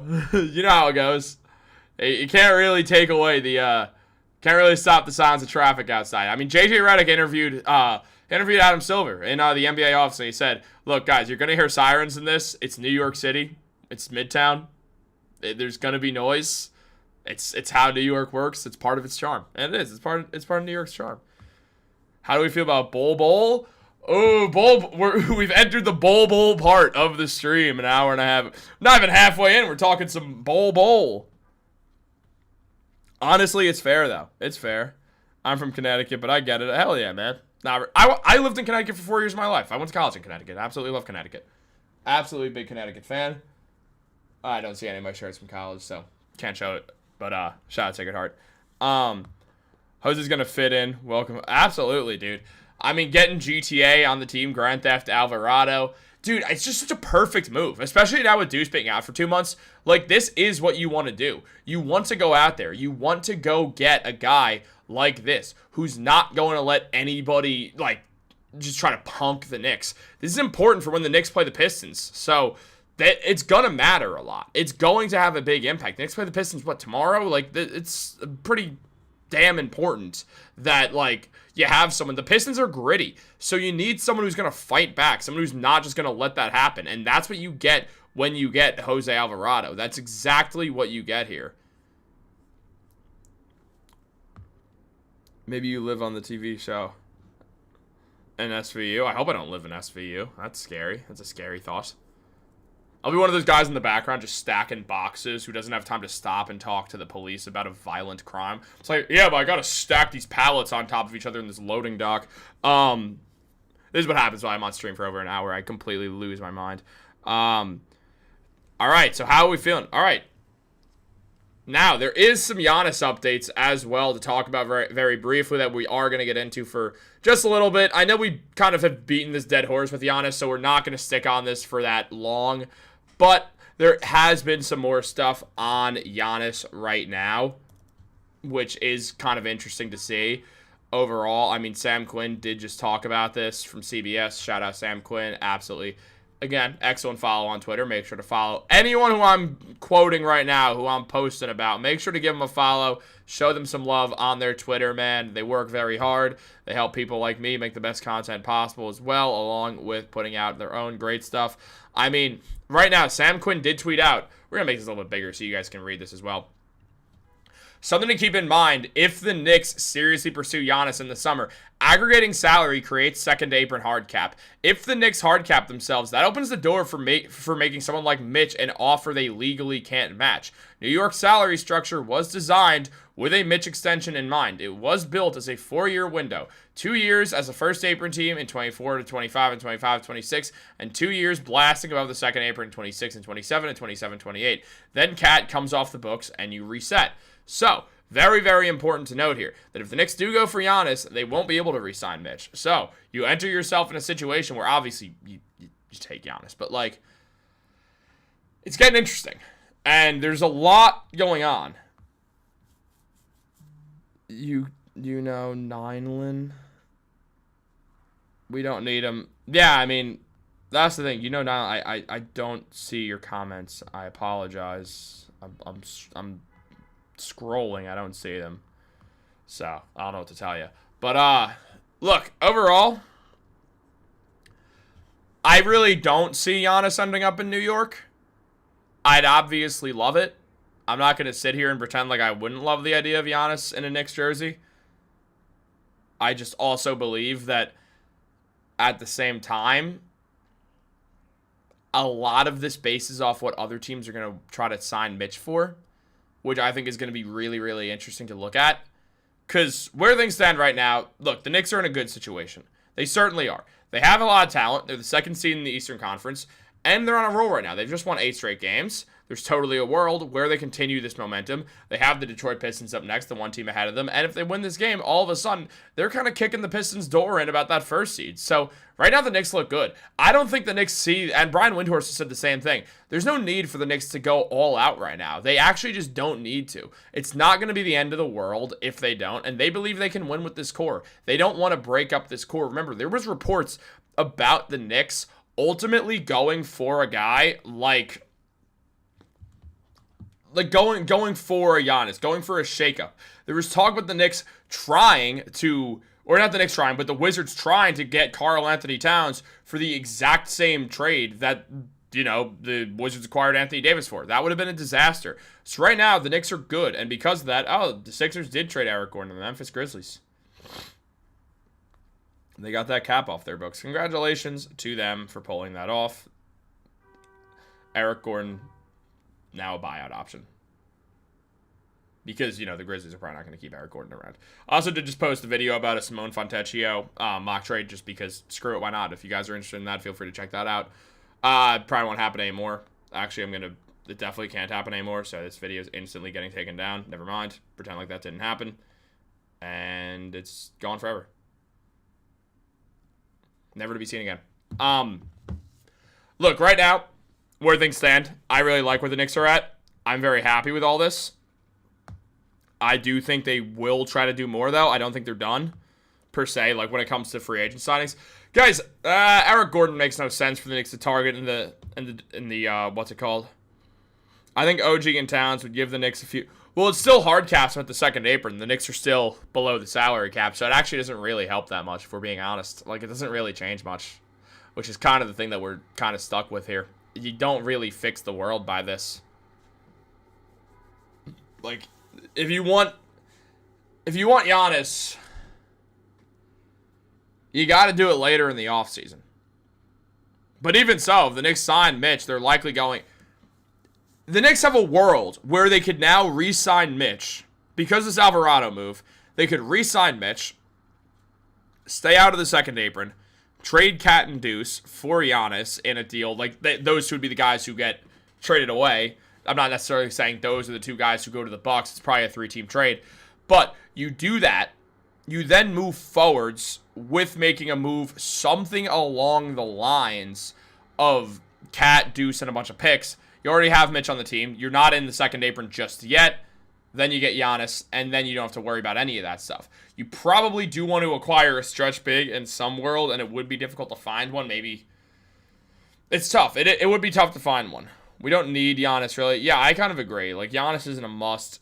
Giannis definitely going to be on the 70. He's not going to the 76ers. I don't really see that. Mo Wagner is a potential option. This is not going to address that other comments. Giannis is a free agent, so we could sign him later. Why trade for... I'm not disagreeing with you, but Giannis also will be 33 during that free agency, so that'd be a lot of money to sign for a guy. And I also think Giannis is just going to sign an extension with wherever he gets traded is my guess, and that'll be his second team. That's my guess. But let's talk Mo Wagner, potential option right here.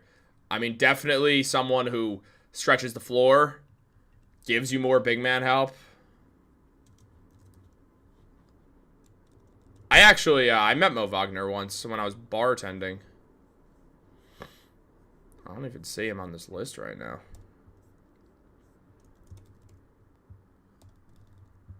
Mo Wagner, man. I mean, for Wagner, you'd have to trade for him. I think that's one of the things that we have to be aware of here. Wagner has only played 9 games this season. He has dealt with injuries, but he is shooting 45% from 3 in those games, putting up 7 points, 2.4 rebounds. And overall, I mean, look, not really playing a whole lot. 10 minutes per game when he gets in the game. Interesting depth piece. At the same time, it kind of feels... It's tough.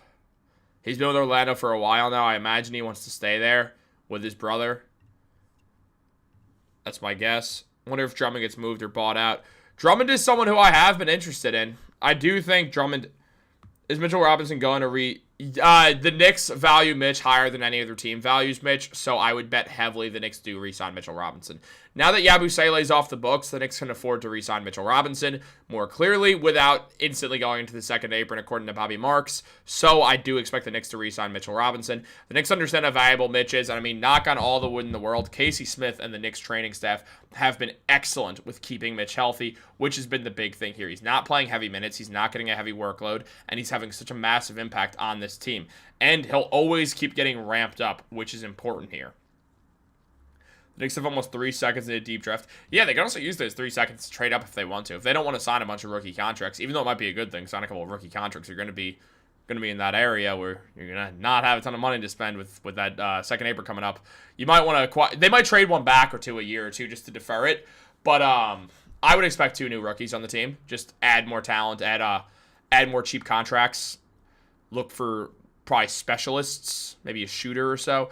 I mean, the Mohamed Diawara move has been downright phenomenal. Leon Rose has been good at drafting in the second round. Mohamed Diawara, Tyler Kolek, Deuce McBride, he's done a pretty damn good job in that second round. And I mean, that's one of those things. Like, that's nothing to sneeze at because those are cheap contracts and they're impactful players. I mean, right now we see a few different guys who have been impactful. Obviously, the Pacone pick, that looks like a miss. And the Knicks could have had a few other talented players, so it sucks that it didn't work out that way. Do you think Hart plays tomorrow? I think it's definitely possible. I'm leaning yes. I think Hart will play. I think the main reason he didn't play is he turned his ankle on a back-to-back. I do think it's that. I do think Hart will play. Pistons game is pretty important. The Knicks also might want to hold Josh Hart out so the Pistons can't get a proper read on them, though. That also wouldn't shock me. If the Knicks ever trade Mitch, all my Knick paraphernalia comes down. I understand what you mean. I have a Mitchell Robinson jersey. He's one of the few current Knicks I have. I have Brunson, Mitch, and Pacome Dadier. I got a Dadier jersey instantly because honestly, I was drunk and I felt like buying one. But right now, I do hope some more moves happen. But again, this is the kind of thing that the trade deadline's seen now. Everyone's afraid of the Mark Williams situation with the Lakers. I mean, Zubac, it will be to the Pacers if he gets moved at this point. The Grizzlies have talked to Houston about a Ja Morant trade. The Knicks kept the McBride injury news under wraps until after they completed the Alvarado trade, so they couldn't use that as leverage against the Knicks. So that's why the Knicks were saying ankle injury management. So Leon Rose doing everything in silence because that's how real G's move, which is great to see. In recent hours, there's been advanced trade talks about the Raptors and the Kings with Domantas Sabonis. That's still definitely possible. I've heard that that trade is a good idea. I mean,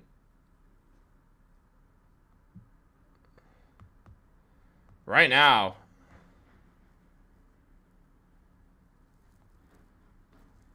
it's going to be really interesting to see how this works out.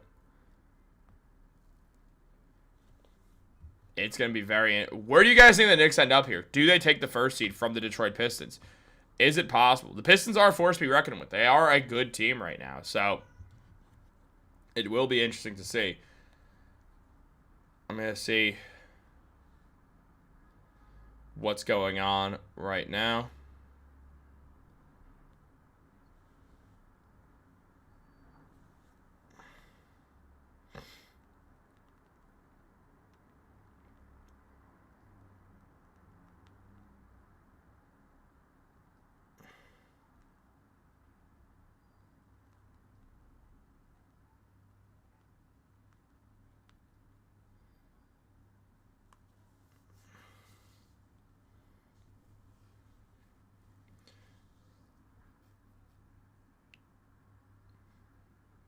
Yeah, there's been a...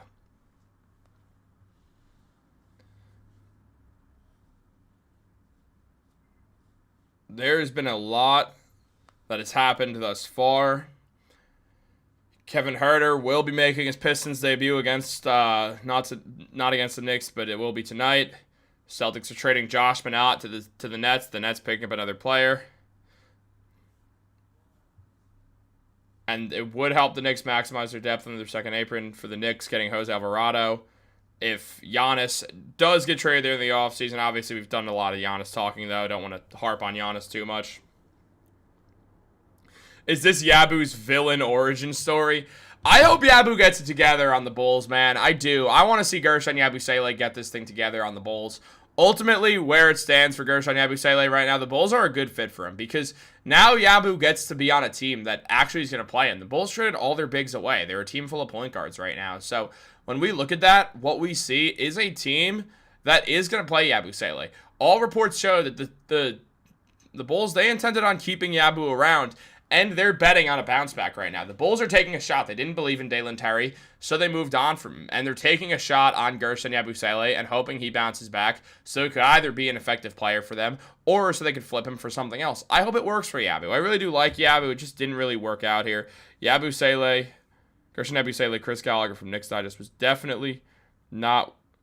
What the hell do you mean I'm not working out? Oh, I read that wrong. I thought you said I'm not working out.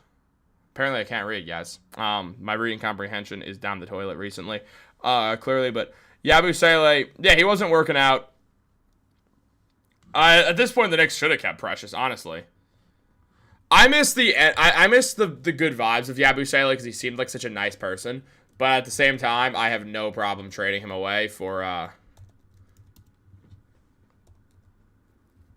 I have no problem trading him away in a deal that netted Jose Alvarado. Because we've wanted Jose Alvarado. We've got Jose Alvarado. And now we could love Jose Alvarado. And I mean, Jose Alvarado is going to send himself flying into Ben Stiller pretty much instantly, which is going to be sick to see because it'll just show everyone's going to love it. Ben Stiller's going to love it. Alvarado's going to love it. But Precious, yeah, the Knicks should have kept him. That was a misstep. I thought Precious leaving was not going to hurt the Knicks, but ultimately Precious not keeping him around on a minimum contract was a misstep. I mean, 21 minutes per game with the Kings, 7 points, 5.5 rebounds, 1 assist. I mean, getting nearly a steal per game, shooting 50% from the field, 31% from 3. Precious is having a really good run of it. So, yeah, good job by the Kings to pick up Achua. Having a very, very nice season for himself right here. Getting in that high percentile of field goal percentage, steals, blocks, rebounds. He's been effective. He's a good defender. He's a talented player. Vucevic is definitely washed compared to what he used to be in Orlando. Yeah, for sure. Room money for Dink Pate. Yeah, the Knicks actually do. Now they have money for Dink Pate. That's one of the big things about this trade. They've now cut themselves down to $1.1 some odd million away from the second apron. And the Knicks don't even need to use all that on Dink Pate. They'd have a couple $100,000 left over. So the Knicks could now sign Dink Pate to a rookie minimum deal, which is exactly what we want to see. So Dink Pate is someone who we definitely should look for as a potential option. But the Knicks have 14 guys right now on the roster. The Dink Pate situation comes in if the Knicks do decide to trade Jordan Clarkson and Pacome Dadier for one other player, using that combined $5 million for a guy making around $4 or maybe a little bit, like $4 million, give or take, like $500,000. So then they'd be down a player, and then they would sign Dinkbait. That would really be what would happen. So it's a matter of if the Knicks do make another move. There's 49 minutes left for them to make a move. I 100% think the Knicks will take first, especially with how they've been playing on defense. Yeah, the Knicks have been excellent defensively recently. Every time we trade someone, they get better. Quentin Grimes, Achua. Well, we didn't trade Achua. We let him walk. Grimes, obviously, that was a weird situation between Grimes and Tibbs. It's really nothing else outside of that more than anything else. It was just Grimes plus Tibbs did not really work out, and it did cause some issues that the Knicks ultimately decided to move away from. Yabu will succeed. I hope Yabu succeeds. Room and money for Dinkbait is there. I mean, this has been an interesting day. Their coach is top-notch. Who's coach? Oh, JB Bickerstaff. I'm not high on Bickerstaff, to be honest. I think he's working with this Pistons team, but I'm not the biggest fan of Bickerstaff. Without Tibbs clearly outcoached Bickerstaff in the playoffs last run of it. So that's going to be interesting. They could sign one more guy. Yeah, I mean, they could sign a rookie now, but they don't want a rookie. They want a veteran. So they're going to look at the buyout market. Definitely Kyle Anderson's a name to keep in mind. Anderson is a very talented player who's having a good run this season. I do think Kyle Anderson is someone who the Knicks will certainly take a look at. I expect him to get bought out off of the Memphis Grizzlies, and if he does, he makes perfect sense for the Knicks to go for. Just based off everything surrounding him right now, I do see him as a very good option for this Knicks team, because Anderson is someone who has just played really, really well. Obviously has not played a ton this season, but when he has, he's been excellent, which is really the big thing here. I mean, Anderson has appeared in 20 games this season, and he's averaging in that span 20 minutes, and he's shooting literally 60% from three, which is downright insane. Kyle Anderson's having a great run. I do imagine he'll be one of the Knicks' top targets in the buyout market. I expect Anderson is someone the Knicks will target heavily once he does get bought out from Memphis. A guy who puts up 7 points, 3 rebounds, 3 assists, gets a steal per game, is a good defender, shooting 60% from three. Slow-mo is a New Yorker, and he's someone who has been playing very well for every team that he's found himself on. So with that, I do imagine that Anderson's someone in the 99th percentile, ranked 7th in three-point percentage this season. Along with that, he is, I mean, overall, just, he's talented, man. I mean, good passer, fundamental player, shooting 50% from the field as well. Getting a steal and a half, or getting 1.2 steals per game. Scoring well. Really, what's not to like about Kyle Anderson, man?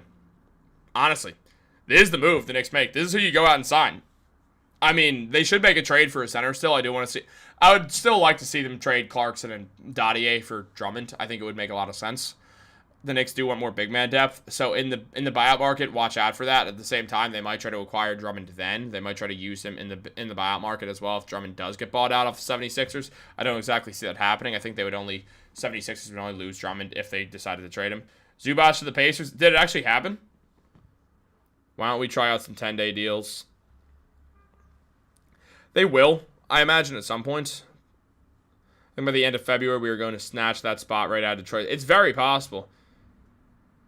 Whoever said Mo Wagner really has me wishing it could be pulled off, right? Yeah, now it's an interesting idea all of a sudden. Did Zubac actually get moved to the Pacers? Why are my Shams alerts not working today? Oh, yeah, there it is. He did get traded. Well, Zubac goes to the Pacers. The Pacers continue to not tank, even though they're tanking. Well, you know, they're tanking for a year. They'll try to be back at it next year, obviously, when Halliburton is healthy. But if it's Zubac, goes to none other than a rival of the Knicks in the Indiana Pacers. Zubac is having an absolutely excellent season, putting up 14 points and 11 rebounds per game. The Pacers have now acquired a man shooting 61% from the field. That is in the 94th percentile. Meanwhile, he's in the 99th percentile in rebounding, ranked 8th in the NBA in rebounding, 84th percentile of true shooting. getting nearly a block per game. Zubac is a talented player. He's been really good with the Clippers this year. Heads over to none other than the Indiana Pacers. And honestly, dude, one of what this makes me want very badly, it makes me want the Knicks to try to go for Jay Huff. Make a last-minute move for Jay Huff, please. I love Jay Huff as a player. Like, currently, the backwards dunker himself, Jay Huff, Jay Huff makes $2.3 million. The Knicks should trade Pacome Dadier and picks and, like, 3 seconds for Jay Huff right now. That is a move the Knicks should absolutely make right now. Trade Dadier in 3 seconds for Jay Huff. Watch as this team improves. Jay Huff is very, very good, dude. This is the move I want. I found the move that I want the Knicks to make before the deadline. It is to acquire Jay Huff from the Indiana Pacers. I know it would be hard for the Knicks to acquire anyone from the Pacers, but Jay Huff is the guy who the Knicks should go for right now. This is who you go out and get. A guy putting up 8.5 points in 19.5 minutes per game. He grabs 4 rebounds. He gets an assist. He shoots 59% from the field. 59% true shooting. Shoots only 32% from 3, which is not great, but can spread out the floor, can hit a mid-range, can hit from the field in general, 47%, only dunks the ball backwards, gets 2 blocks a game. Go get Jay Huff. This is what the Knicks should do. This is exactly what they should do for this final 45 minutes of the NBA trade deadline. Find a way to bring Jay Huff onto this team. That would be such a huge win for the Knicks right now. And let's look at Jay Huff's advanced metrics right now. There are some things to like about him, and playing on the Pacers, the advanced numbers are going to be down, but overall, I like this idea. I like this idea a lot to go try to get Jay Huff right now. The effective field goal percentage is good. The pace is good. The Knicks play with pace as well, so that's going to be nice to see. I want Jay Huff on this team. This is the move I think the Knicks should make right now. Good true shooter, excellent shot blocker, solid bench player, man. This is what I want to see the Knicks do now. Jay Huff is the move I want to see the Knicks make at the deadline right now, in the final hour of the trade deadline. 7'1", can play power forward, can play center. Gives the Knicks a guy, if Mitchell Robinson's out for a back-to-back, that they could jump in as the shot blocker, as a veteran. Pacers getting a high first-round pick with the stack draft, and Hallie comes back. They'll be right back in the picture. I'll definitely remember this video with the... Oh, my God. Wow, you went through the archives for that one, man. Matthew Early going through the archives. Yeah, that was... What was that, 2 years ago now that I did that? Wow. That was early days of Knicks Digest. We have 43 minutes. And before, during the pandemic, yeah. Countdown is at 42 minutes now. Pizzle Peak, keep us with the countdown. The old video, but now we are definitely... Jay Huff is what the Knicks have to do. This is the move. This is the move. Tarek Skubal gets his $32 million from the Detroit Tigers, the largest arbitration payoff in MLB history. Not the point, but just saw it on my Twitter feed, so that's why I'm reading it off. Right now, I want Jay Huff. This is the move. This is the move you make. A guy who is excellent in the mid-range, a guy who is excellent under the hoop, who shoots 34% from 3 above the break. This is what the Knicks wanted in Guerschon Yabusele. This is exactly what they hoped for and did not get. Jay Huff makes $2.3 million. The Knicks could trade Pacome Dadier and 2 second-round picks. Screw it. I'd give the Wizards pick. I think Jay Huff's that good. I would give that Wizards pick. Just go grab Jay Huff. He makes no money. He's a very cheap option. Gives you rebounding a little bit. Gives you scoring. Gives you a bit of shooting. Gives you a lot of shot blocking. This is a move you make, and you can play the 4 or the 5. So you can play next to Cat, add some rim protection. You can play next to Mitch, add some spacing, and elite rim protection next to Mitch. This is the type of move that would really put the Knicks in a dangerous spot right here, is to go try to get Jay Huff. Is Indiana buying them out? I figured they would keep him. No, the Knicks have to trade Pacome Dadier for him, and I want the Knicks to do that. He's locked in for 3 years. This is my guy. This is who I want. I want Jay Huff on this team, the man who only dunks the ball backwards. Thank you, Pistol Pete. I appreciate that super chat. Thank you so much, sir.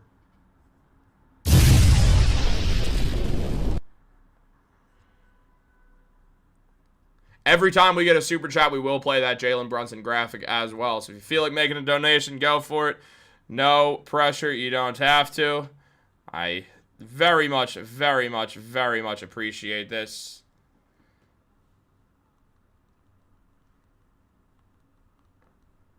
Thank you guys so much for all the love. It's really, really unbelievable. Quick interlude of all this because you guys have been super, super cool about this entire thing. Very quickly, man, it's unbelievable how many of you are, like, genuinely nice in the comments. You always hear the stuff about, we'll never read your comments and stuff. And look, I don't read every comment that's written about me on the internet because if I do, I'm going to drive myself insane. I know that, and I'm fine with that. People are going to say rude things to me. I can handle it. I don't really care. I don't know these people. They're saying it because they're on a screen and they can. Over 75% of the comments, I recently posted about this too, over 75% of the comments I get are really, really nice. And it's really, really a cool thing to see. I do appreciate the hell out of it. I don't want it to go that it's not appreciated. I know some of the titles I make are very, like, aggressive. The reasoning for that is just the YouTube algorithm. I don't love a lot of the titles I use. It's about, it's a living I make. I also don't own Knicks Digest. I'm the host of it. So at the end of the day, it's like, it's a difficult situation to try to navigate. I understand where a lot of hate comes from, but I do absolutely appreciate all the love. It really does. Like, it does have an absolutely profound positive impact on my life, and I don't want to act like it doesn't. It's something that I know. Like, I could wake up and be like, wow, this is really, really cool. But, so I do appreciate it all. I really do. It means a lot. Do you think Indiana would do that trade? I don't know. If I'm being honest, I don't know. Like, this is a trade that I think would be tough to pull off. But the Pacers do have a few bigs. They have Zubac. They have Isaiah Jackson, who they like. Jay Huff becomes a little more expendable. The Pacers are not that worried about the second apron right now. They're not contending this season. Would they really be that mad about making a deal with the Knicks? I know the Pacers and the Knicks don't really make too many deals, but I would absolutely do it. Is Huff better than Bamba? Absolutely, Jay Huff is better than Bamba. Huff shoots better. He is a better passer. Great shot blocker. I mean, I know Bamba's a great shot blocker too, but Jay Huff does average 2 blocks per game. Bamba's barely played this season. I can't in good faith say Mohamed Bamba's a better shot blocker when he hasn't played this season, and Jay Huff has, and he's been one of the best shot blockers in the league this year. So that's really where I stand on that. I truly believe that. Yeah, Zubac went to Indiana. That's why I'm talking about Jay Huff to the Knicks right now, because I now think it's more possible. I've talked about Jay Huff a lot. I've never really talked about him as a trade option. The reason is because I didn't see the Pacers trading him, but now they have Zubac. Huff is cheap. I'd give the Wizards first and Mikal Bridges right now for Jay Huff. Not kidding. I am that high on Jay Huff. You're not going to get a better player in the buyout market as a big. You're not going to find someone who's on that good of a contract. I would give that Wizards pick. It's probably going to turn to 2 seconds and 2 good second-round picks. You give Mikal Bridges, I would pay a lot for Jay Huff. I do think he's a very important piece for the success of this team. I really, really do.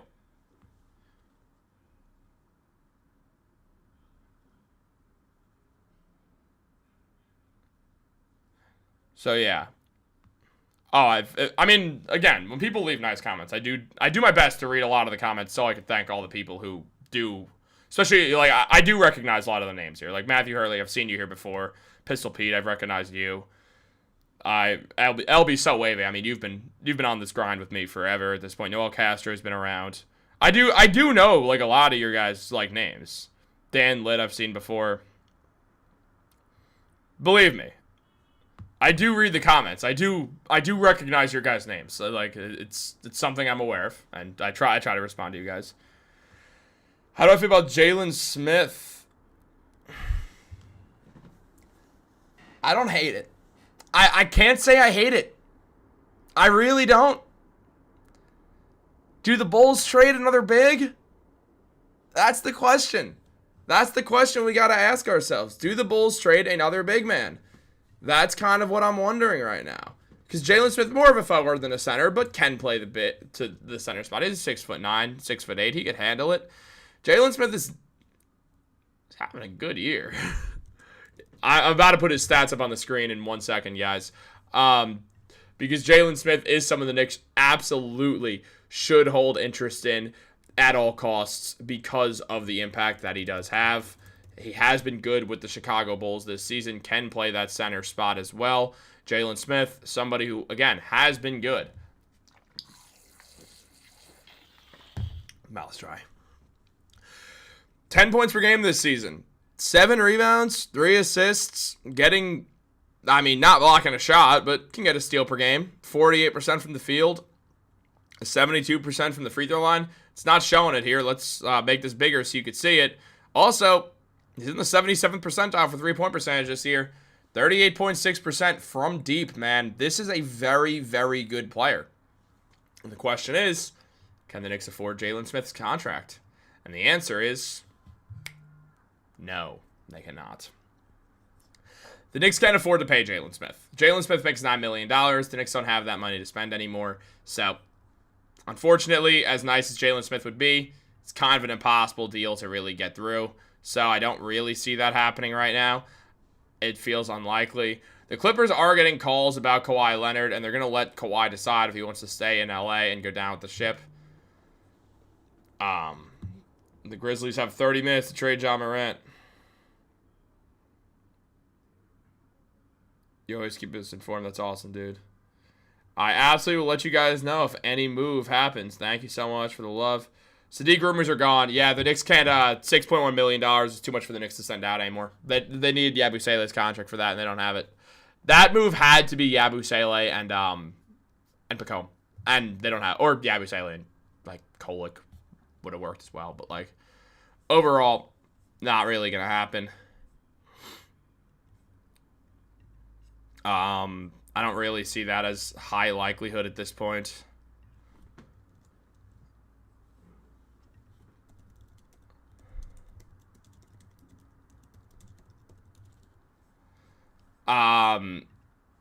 I would like to see the Knicks continue to make a move. I'm sold on two players right now. Huff and Wagner. Could someone get Leon on the phone? I was wrong. Jose's having a new baby, just celebrating his daughter. Noel Castro, thank you so much for the super chat of $4.99. Means a whole lot to me. Got to get the super chat graphic going.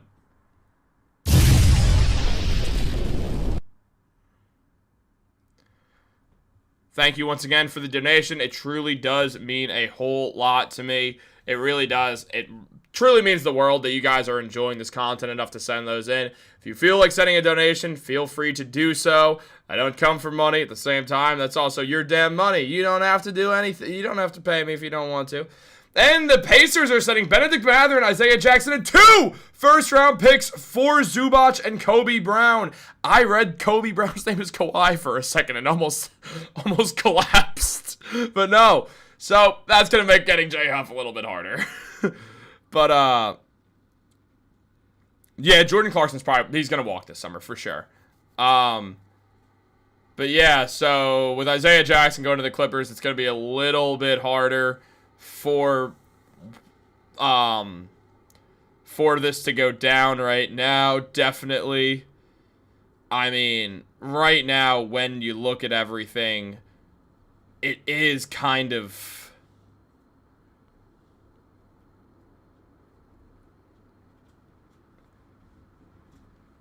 It really is one of these things right now where things stand for the Knicks,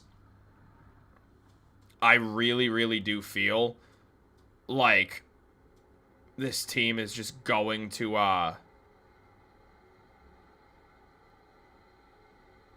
do feel like the Knicks are really entering themselves into a position where I kind of think the Knicks have kind of set themselves up for a good amount of success down the line. I don't think J Huff is as realistic anymore. I feel like that would be a lot harder to kind of pull off now. So it's going to be interesting to see exactly what the Knicks do going forwards. Obviously, there's going to be people out there saying, screw it, go get Kawhi now. Obviously, I don't really see that happening. Looks like nobody wants Ja Morant. That's crazy. I've heard the Heat like him, and I've seen tweets that the Heat would give him that 3-year contract extension worth like $180 million.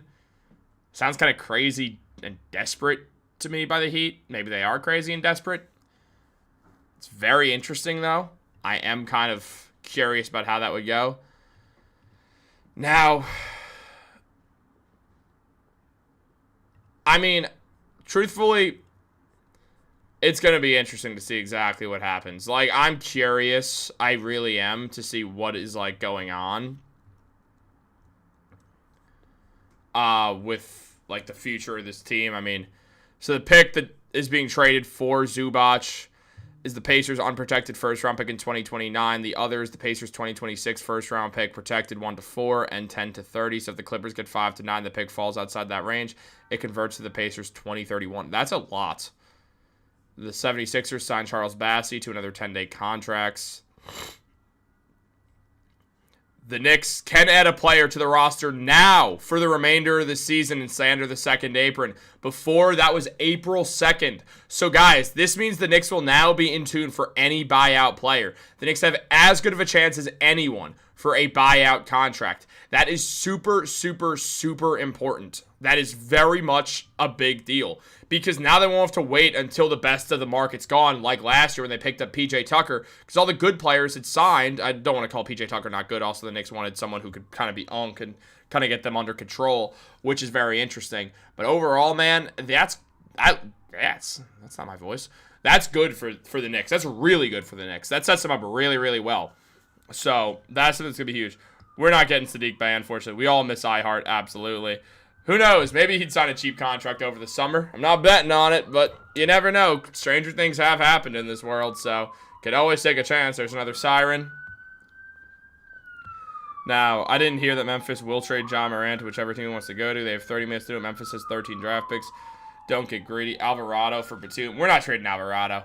What up, Soul Train? Wasn't Charles Bassey? Yeah, he was. Just signed another 10-day contract. I do wonder if we're going to see another move. 28 minutes to go in this NBA trade deadline. Full trade for the Indiana Pacers was that they acquire Zubac and Kobe Brown for Benedict Mathurin, Isaiah Jackson, 2 first-round picks, and a second-round pick as well. Now, it's interesting. Amari Williams has agreed to a deal with the Celtics. Williams was the 46th pick of the 2025 NBA draft. Probably was on some sort of two-way or something along those lines. Good note about Alvarado deal is that one of the second-round picks is from 2026, which means the Knicks basically sent out one fake second because both of the available 2026 second-round picks are slated to be in the mid to late 50s of the draft. So one of those second-round picks the Knicks sent out for Alvarado was a big nothing, which is good to see. So you love that. Dude, I love watching this video of Alvarado fighting Mark Williams. He lands a clean right hand. That dude is not to be messed with. This is going to be awesome, dude. I cannot wait to watch Jose Alvarado on this team. This is absolutely incredible stuff right now, man. I'm so thrilled about this. Yeah, we are done making... It's not guaranteed. Stuff usually happens at the buzzer. Teams are definitely still talking. There's still talk, for sure. I do think the Knicks will heavily consider Haywood High. Now that the Knicks can sign buyout guys whenever, like literally today, I would expect Kyle Anderson and Haywood Highsmith to be 2 guys at the top of the list right now. That's my expectation. I do think they want to wait and see who gets bought out a little bit while kind of testing the market a bit. But it's going to be interesting to see what exactly happens going forwards. Overall, with this team, I mean, I'm super curious right now, man. It's been a fun trade deadline. I'll say that much. I will definitely say that. This has been a fun trade deadline. Now I'm seeing people propose Cat for Kawhi Leonard. No. I don't like that at all. Knicks front office said they will not make any big moves this season. I don't expect big moves. I'm expecting just improving on the margins, like Leon Rose once said. So that's really what I'm talking about right now, is improving on the margins, which is what Leon Rose said that he wanted to do. And we're going to see if he's right about that or not. I hate to say it, but CP3 does have that Leon connect. He does. The Knicks also just traded for a point guard, so I don't really see that one happening. I definitely thought about it in the past. I'm not going to pretend I haven't. But they also did just trade for a point guard, so I don't exactly expect that to be the move that the Knicks go out and make. It feels unlikely at this point that the Knicks are going to do that. I mean, it's always possible. Believe me. I mean, Chris Paul, when he did play for the Clippers this season, the Clippers are... That's nasty work that they did with Chris Paul. 14 points per game. 14 minutes per game. 3 points. Nearly 2 rebounds. 3 assists. Shooting 32% from the field. 33% from 3. Chris Paul at the end. He's at the end of the rope. I hope he does. I heard DeMar DeRozan is going to the buyout market. Yeah, DeMar DeRozan makes too much money. The Knicks can't pay him, unfortunately. It's a shame. I would have loved DeMar, but it's impossible to do. Yeah, I like the idea of CP3 becoming a coach one day for the Knicks, getting on that Knicks bench, taking over for Mike Brown one day. I like the idea of that. That'd be really cool. I actually hope the Knicks do hire Chris Paul as a coach. I think that'd be awesome. That would be over the summer, though. I do think Chris Paul would like to go out and play a little bit more basketball, finish this season somewhere. I don't know where that somewhere would be because he's on the Raptors right now, but I don't think he wasn't asked to report to Toronto, so it's kind of tough to figure out what exactly is going to happen with that going forwards. It's always possible, but I really don't see that happening as of right now. Chris Paul's from North Carolina. Yeah, he'd be nice in Charlotte. That'd be kind of a good move. Buyout Chris Boucher. If Chris Boucher does get bought out, let's go over a few of these buyout targets right now. I'm gonna put throw a few stats in here of a couple guys that I like. One of them that I can't add because he hasn't played this year is Haywood Highsmith. I do think the Knicks will be interested in Highsmith. He can guard like 3 to 4 positions and good shooter, good player, helps you win games. Great bench piece, gives you another wing. So I do think Highsmith is someone the Knicks will likely show a good deal of interest in for sure. I think on top of that, we will see them have interest in a few other guys. I mean, if Chris Boucher gets bought out, we know the Knicks have held interest in Chris Boucher before already. So I think that'll be pretty cool. Overall, I do expect that. I think 2 other names to look at. I mean, one of them being Boucher. I think Boucher would be a good name to look at for something like this. He does seem like someone who would fit if the Knicks want that forward/center mix. The Celtics buy him, or if he gets bought out, it would be interesting to see. I mean, Boucher is a member of the Jazz now. Put up 2 points, 2 rebounds, shot 13% from... Not a good season for Chris Boucher, won't lie. Maybe he needs a better system, maybe he needs something better, but it wasn't working out there. To me, Kyle Anderson's the guy you go with. The guy can play he's a forward, can play the 3, can play the 4, gives you solid scoring, gives you excellent shooting, gives you good defense. This is my guy right here. I want slow-mo on this Knicks team. Kyle Anderson, Jose Alvarado, walk away from that, and that's a win, man. That's a good trade deadline. Ariel Hukporty's playing better. Mitchell Robinson looks good. Knock on wood, looks pretty healthy. Right now, Kyle Anderson, Jose Alvarado, the Knicks end. These are the Knicks 2 midseason pickups. I'm thrilled. I'm absolutely thrilled on this. I definitely was watching the Phoenix Suns on Legends last night. Yeah.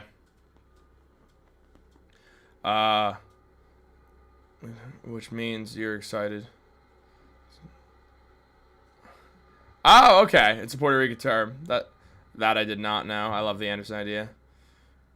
Was definitely yelling at the TV. This is why he did airball a 3 in the clutch. In order, Toronto was being cool about the perimeter. Told them that they're going to find a team. That's cool, Toronto. That boy needs discipline. I do think. There is another one who I do briefly want to talk about as well. Another player who I think the Knicks will likely have some interest in, and someone who I certainly have thought about in the past. Because he, overall, just is a talented player. The Knicks have faced him before. He's someone who's pretty solid. Got a bit of a beer gut. George Niang has not appeared in a game this season, as we could see here. But overall, has been a good player in his career. Has been an excellent, a career good shooter. Last year that he played in Atlanta and Cleveland, got traded in the DeAndre Hunter move. Shot over 40% all season long. Finished the year shooting 40% from 3. A career 40% three-point shooter. George Niang is someone the Knicks should hold interest in. Just gives him a sharpshooter to add to the team.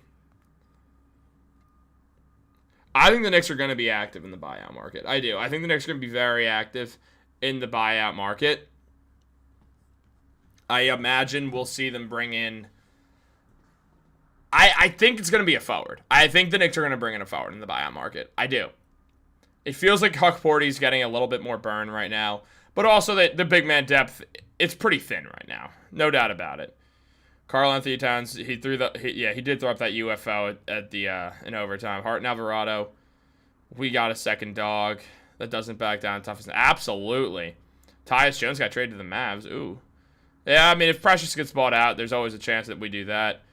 He's excited. I can't wait to see Alvarado harass our opponents on the absolutely. I can't either. That's going to be awesome to look at. I'm very, very excited for a move like that. Yeah, man.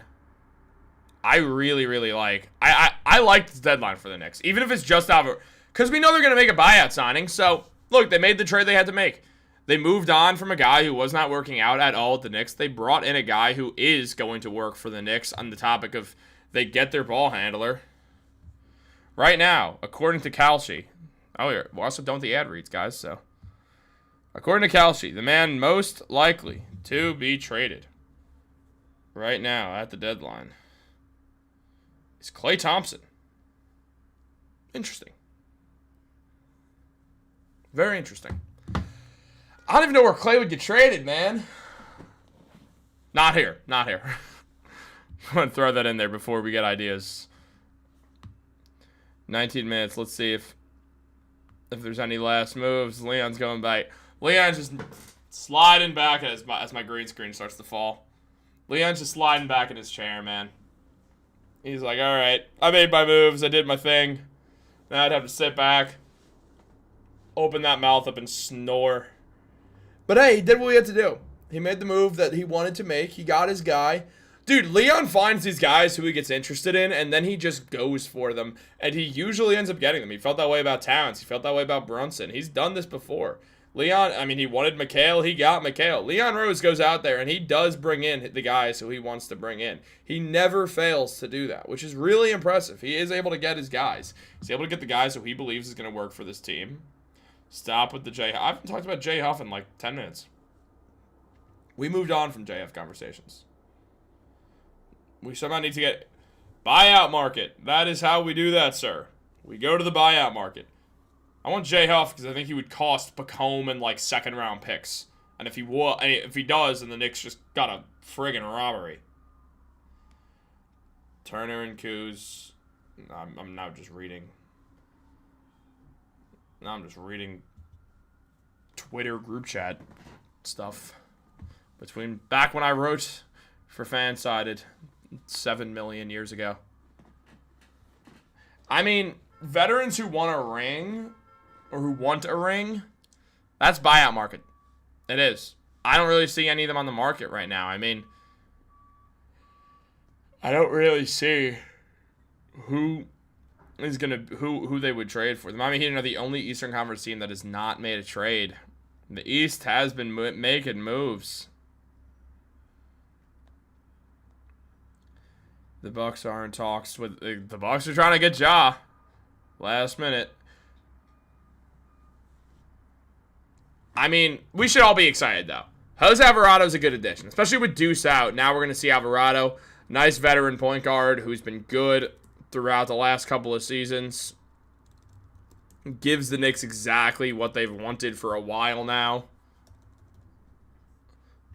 I mean, overall, I like this. I like this a lot. I like Jose Alvarado as a move. I really do. I think it's a good idea for the Knicks. I mean, the Knicks wanted to trade Yabusele for Alvarado, and somehow Leon Rose figured out the way to do it. I am super impressed by the fact that he pulled that off. I really am. So, shout out to Leon Rose for pulling that one off. That was absolutely incredible. I mean, truthfully, that was absolutely incredible that he pulled that off. I mean, as Tommy Beer mentioned on Twitter, complete list of NBA players averaging 5+ assists, 2+ steals, and 2+ made threes per 36 minutes over the last 5 seasons. Jose Alvarado, end of list. He's good, man. This is what the Knicks, it's who they wanted. Dude, I can't wait to see Jose Alvarado get in a fight with someone. I can't wait. I'm so looking forward to him getting up in somebody's face. I cannot wait. There's a hard foul and Alvarado gets involved. Because Alvarado, that's one thing we also have to be aware of that I feel like we haven't glossed over at all. He knows what's expected of him coming into New York. He is the one New Yorker on that team. He is bringing that I am from New York energy. I am not letting you punk us. This is the New York Knicks. I mean, let's take a guess what team Jose Alvarado probably grew up a fan of. If you had to take a stab in the dark, it's the Knicks. Maybe it wasn't. Maybe there was a different team that he liked, even though he's from New York. It's obviously possible. I know people who did that. But it's kind of hard to not gravitate towards the Knicks. There's a reason why if you go anywhere across the East Coast, the Knicks are out doing, there's more Knicks fans in any opposing arena than there are. I mean, you can go all the way down the entire East Coast, whether it's Philadelphia, Washington, Atlanta, Orlando, Miami. Did I miss any on the coast? Going down. Celtics, it's a little bit different. The Celtics are just as historic as the Knicks, if not more. But the Knicks are in New York, and, well, New York just clears Boston in literally every possible way.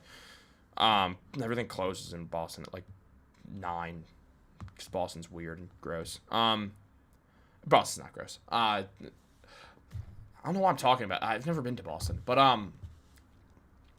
Alvarado knows. He knows exactly what is expected of him coming in.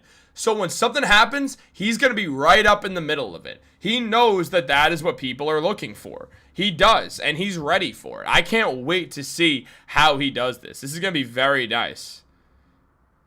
Yeah, there's photos of Alvarado in a Knicks jacket. I mean, we're already seeing it. It didn't take long at all to see that all go down. The Pacers made a run at Walker Kessler and offered a package highlighted by 2 unprotected first-round picks. It was declined. The Pacers pivoted to Zubac. Kessler will be in demand as a restricted free agent over the summer.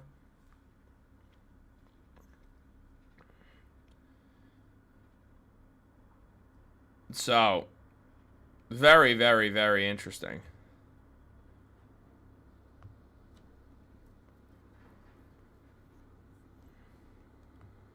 Very interesting right now. I'm curious if Kawhi gets moved in a last-minute deal. I'm going to guess no, that he doesn't, but it is always possible. All right, I have to go back and read the comments. I was checking Twitter for a little bit. We're gonna cover some of these comments now. 19 minutes. See if there's any last-minute Leon's going back to sleep. Stop at the J Huff. Don't forget about the Achua buyout. It's always possible. Towns. Did you know that Leon Rose was Eddie Curry and Carmelo? Yes, I know that. I didn't know about Eddie Curry. He's also LeBron's agent and Chris Paul's. I knew the Melo one. Leon Rose was there trying to facilitate the Melo trade to New York back in the day. J Huff would definitely be a key boost off the bench. That's for absolutely. In your opinion, who's going to be available in the buyout market? Kyle Anderson. We already know Haywood Highsmith is. There's a chance Drummond is, but I wouldn't bet on it.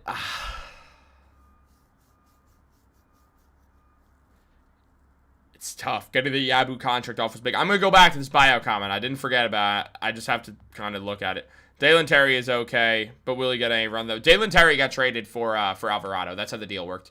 The Knicks acquired Dalen Terry and then instantly flipped him for Jose Alvarado. So technically, it's just a 3-team trade. The Bulls give Dalen Terry to the Pelicans. The Knicks give 2 seconds to the Pelicans. Alvarado goes to New York. The Knicks send Yabusele to the Bulls. That is really kind of the way that we look at it right now. I mean,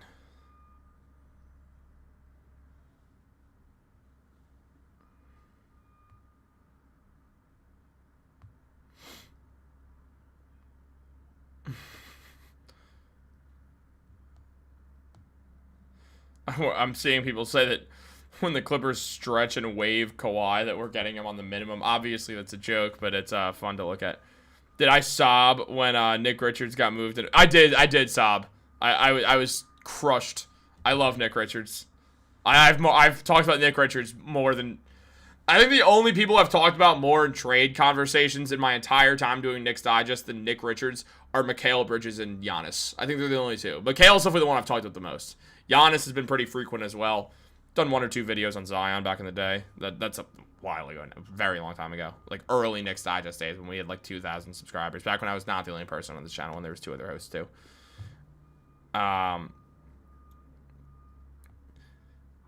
Yeah, no, they did. They had Leon Rose as an agent for sure, Matt. Or Matthew Hurley. They definitely did. Shout out to Leon being Melo's agent for a while, and LeBron's agent as well, and Chris Paul's agent, and a couple other players as well. Karl-Anthony Towns' agent back in the day.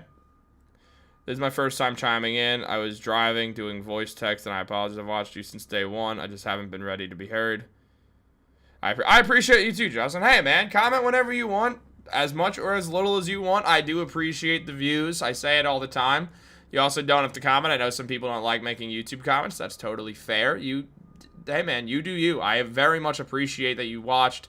I appreciate that you're listening to it while driving. I hope you weren't watching the stream while driving. That, a little bit scary. But if you're just listening and having a great time, dude, that's great, man. Thank you so much for listening. Happy to give you something to listen to in the car, man. We're going to be live a little bit after the deadline too. I know there's only 10 minutes left, but we're not going to end it just yet. We are going to go for a little bit longer, just talk, kind of see what happened after the deadline, discuss everything, talk about where the Knicks are going from here, and what we want to see, just for a little bit more. Alvarado for Westbrook, I'd rather Russ. Alvarado's not getting traded. The Knicks wanted Alvarado for a very long time. Would have loved for us to trade for Jalen Smith. Yeah, the Knicks, they couldn't afford him. He makes $9 million. How would you feel about the Warriors getting Porzingis? Oh, that one surprised me. Porzingis to the Warriors surprised me. I think it's a great move for Golden State.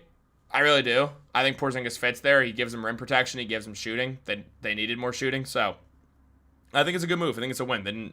Kuminga wanted out. Kuminga gets a good situation. I mean, you now have some length. Pause in Atlanta. I mean, between having Ricochet, Kuminga, Jalen Johnson. I mean, Ricochet's like 6'8". Kuminga's 6'8". Johnson's like 6'9", 6'10". It's a big team. I think that worked for everyone. David Lee developed pretty well as a member of the Knicks. Yes, sir, he did. David Lee, one-time All-Star with the Knicks. Do you think we're getting rid of Pacome? At this point, with 7 minutes to go, I'm not betting on Pacome getting traded. It's always possible, but I do not think the Knicks will be making any more moves. Thank you, B Smooth. I appreciate it. Shout out to Queens. Absolutely. One of the cool 4 boroughs. I'm just saying that to make fun of Staten Island. I can see Puerto Ricans rocking the Puerto Rican flag. Alvarado, Knicks custom jersey. Hell yeah, man. Dude, the Puerto Rican name. I'm not Puerto Rican at all. Like, not at all. I know, that's shocking when you look at me. I'm such an idiot. I'm like, I mean, look at the name. You can kind of tell what I am based off my last name. The Puerto Rican Day Parade's a cool day in New York. It's a cool day. I like it. I like it a lot. It's always like 98 degrees, and I love the hot weather. I would rather it be 100 degrees than it be like 30 degrees. If I'm like today, for instance, I'd rather it be 100 degrees outside than what it is right now outside. I hate the cold. I really do. I hate the cold a lot. So I always love those like summer parade days. It's always so cool. Everyone's in a good mood. Like, it's always a good time. Do you think we get Mike Conley or Chris Middleton? Knicks can afford Chris Middleton, and I don't think they'd go for Mike. I actually think Mike Conley is just going to get bought out and then return to the Minnesota Timberwolves. That's my imagination. Like, I don't even think Conley's left the Minnesota area. I imagine he's just stuck around there. Like, all right, got traded again. They're just going to buy me out. I'm just going to stay in Minnesota pretty much. Would either of them work with the cap? Alvarado's in New York. We're keeping him. What's up with the Josh Hart? Josh Hart just turned his ankle. He's going to be okay. He might play tomorrow. I would bet that Josh Hart plays tomorrow. I hate the cold. I hate it, dude. It's been brutal. Every day it's under freezing. It's awful. It sucks.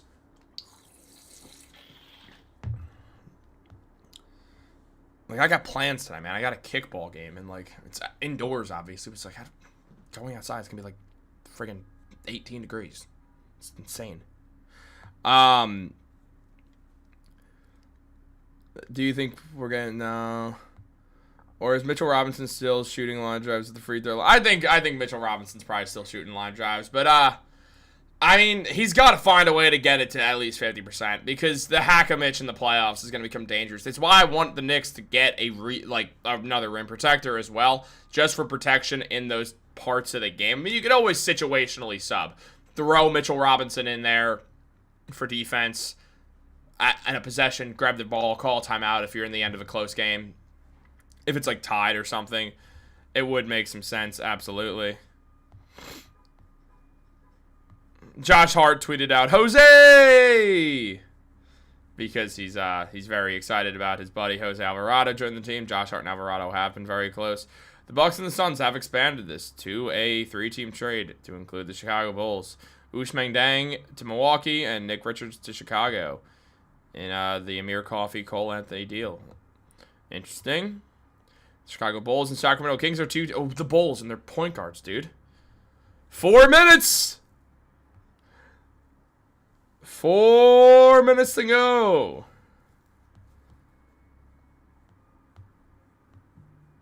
I mean, look, at the end of the day, the Knicks turned Guerschon Yabusele. Now that it feels like the deadline's about to be over, the Knicks turned Guerschon Yabusele into Dalen Terry. They turned Dalen Terry into Jose Alvarado. It saved them $1.3 million on the books this year so we can get to the buyout market faster and not miss out on the pick of the litter when everyone gets bought out. Alvarado has a player option for $4.5 million next season. So they get this cheap backup point guard who's a very good fit for this roster. At the same time, they have wiggle room for a Giannis deal. And at the same time, if they don't want to do a Giannis deal that would hard cap them at the second apron, they can go into the second apron, re-sign Mitchell Robinson, re-sign Deuce McBride, and everything looks all good. So the Knicks just made their life a lot easier at this deadline. They have 2 tradable firsts this summer with the Washington one that will likely turn into a second. Well, 2 seconds. And then you could win the championship. You can go get Giannis. You could run it back next year. The Knicks have way more options. They're not as between a rock and a hard place as they used to be. Right now, that's really what it feels like we're at. So I mean, I really, really do think that it's been a successful trade deadline for the Knicks. I really, really do. Also, why do the Lakers have 47 white guys on their team? It's very funny. I just saw a tweet about that. 8-game win streak. Was very happy with the win last night. Great all-around performance on both ends, but I wonder what's going on with Bridges. Hopefully he gets it together. I hope so, too. I think he will. Mikal was great in the playoffs. I think that's what matters as long as he's again. Christian Koloko is another one to look out for. Koloko would be kind of interesting to see. Maybe the Knicks do something with Christian Koloko. Look for some more big man, power forward, center depth. I mean, Koloko obviously had some good years, mainly known for his time in Toronto. That could definitely be a move. Wouldn't be stunned at right here. So we can see what happens. Spend some time with the Lakers.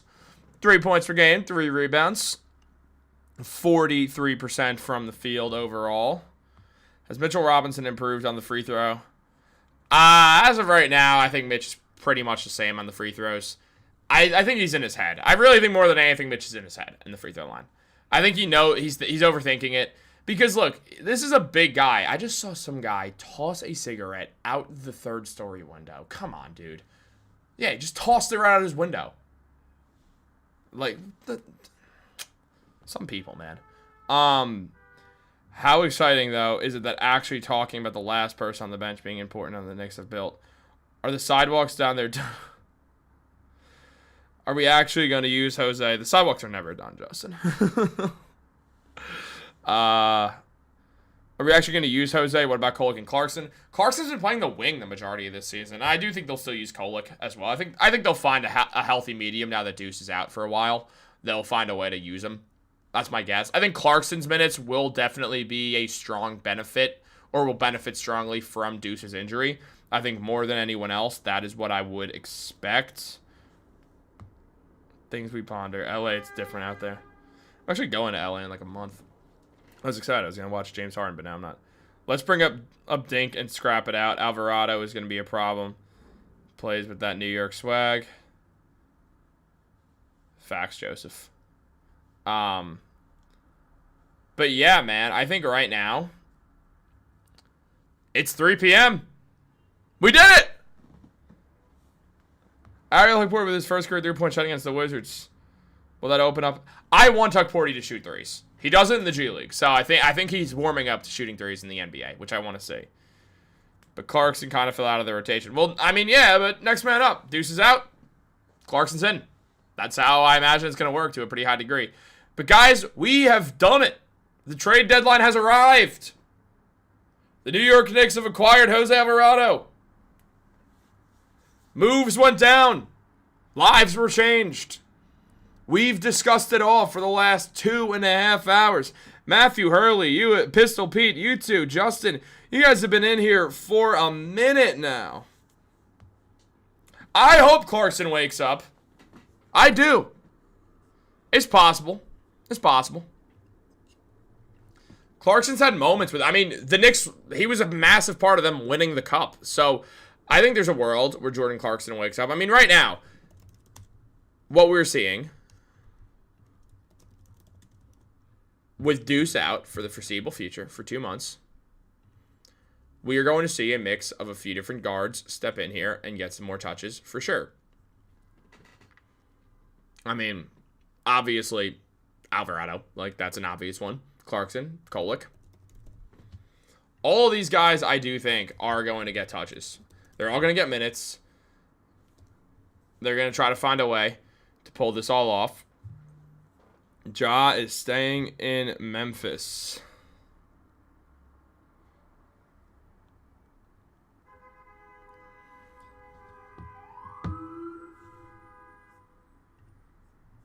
Now, the 3 bench players for the New York Knicks, with the guard play, that is, to be more specific. Jose Alvarado is going to get a lot of minutes. Averaging 22 minutes on the season, he's still going to get a lot with the Knicks. Putting up 8 points, 3 rebounds, 3 assists, 1 steal per game, shooting 42% from the field, 36% from 3. Solid player overall. There's things to like about Alvarado's game for sure. I mean, high percentile of assists in the 79th percentile, 73rd in free throw percentage, 77th in steals.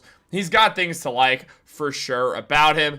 Alvarado from the field in a more general sense. We're going to see what the scoring looks like. I don't think he's going to be a big scoring option with the Knicks whatsoever at the moment. Clarkson is scrubbing his custom Timberlands than hooping. Clarkson who gets in his way sometimes, or his ego gets in the way sometimes. I could kind of see that, yeah. I mean, overall, great from, the right corner. Like, can hit a 3 pretty well. Above the break, 37% from 3 is pretty impressive. So, overall, scores well at the rim at 68% at 6 feet tall is very good. Will Mitchell Robinson ever shoot a mid-range or a 3-point shot? He actually shot a mid-range like 3 years ago, Mitch. 3 or 4 years ago, he actually did shoot a single mid-range shot, and everyone, freaked out. It was very funny. Alvarado, though, overall, someone who, look, this is a guy who I'm interested in, for sure. I want to see what everything starts to look like with Jose Alvarado. I really do hope it works out, because I think he's just a very, very talented player for this team going forwards. Nothing is loading right now. That's unfortunate. There it is. Jordan Clarkson, though, he's a bit of a more interesting story. Right now, 9 points per game, 9.5 points per game, 2 rebounds, 1 assist. 43% from the field, 33% from 3. It's one of those things where he's going to score. It's not always going to be efficient, but he will give you some buckets on top of that. Shooting has not been the most efficient this year at all. No doubt about that. The shooting has not been the most efficient thing in the world. Not really effective anywhere right now except for the paint. He's decently good at. Outside of that, you know how it is. It's not exactly ideal, that's for sure. So we're going to see what happens there. Move your ass. You're blocking traffic. So John Morant's going to stick around. On top of that, the Knicks also do have Tyler Kolek. Tyler Kolek is someone who ultimately it will be interesting to see how it all goes down for him. 3.1 assists per game, 5 points. Solid play for 13 minutes per game. Still getting better. Shots are climbing up. I am curious about what they're going to do. Deuce played a lot of ends of games, so it's going to be interesting. Kolek, we've seen do this sometimes. Oh, brother BK, thank you so much, man. I appreciate that. Jose Alvarado to the Knicks. What are my thoughts on it? I absolutely love Jose Alvarado to the Knicks. For that, we obviously got to go and talk about this again. But thank you so much for the donation, man. It means a lot. 8 points per game from Alvarado. 3 assists. 83% free throw shooter. Consistent everywhere you go. excellent point of attack defender, and he brings that New York grit. He is not going to let anybody get in any Knicks faces. He knows what is expected of him. Walking into MSG for the first time, you know Knicks fans are going to go crazy when Alvarado gets out there and starts being that dude. I'm not taking any prisoners. You are not going to take my team's lunch money. If you get up in my teammate's face, my fist is getting up in your face. That's how we're doing things. This is New York. We're treating this like New York. We used to talk about metal bats in New York. Jose Alvarado's arriving with nothing but a Knicks jersey and a few different metal bats because he's going to wake these guys up. I think it's going to be an infectious energy from Jose Alvarado. I really do. I think it's a guy who is so talented, but also his energy is so infectious that the Knicks players are going to gravitate towards it. He's a fiery guy. He's not going to let you punk the Knicks. I am thrilled about Jose Alvarado to the Knicks. Also, man, I mean, when you just look at Alvarado overall, hey, South Bronx, shout out South Bronx. I love this move. This was the right move. Shout out to the South Bronx for sure right now. I mean, look, Alvarado overall, when it comes to the clutch, has put up decent. The man is 100%. Let me read that again. 100%.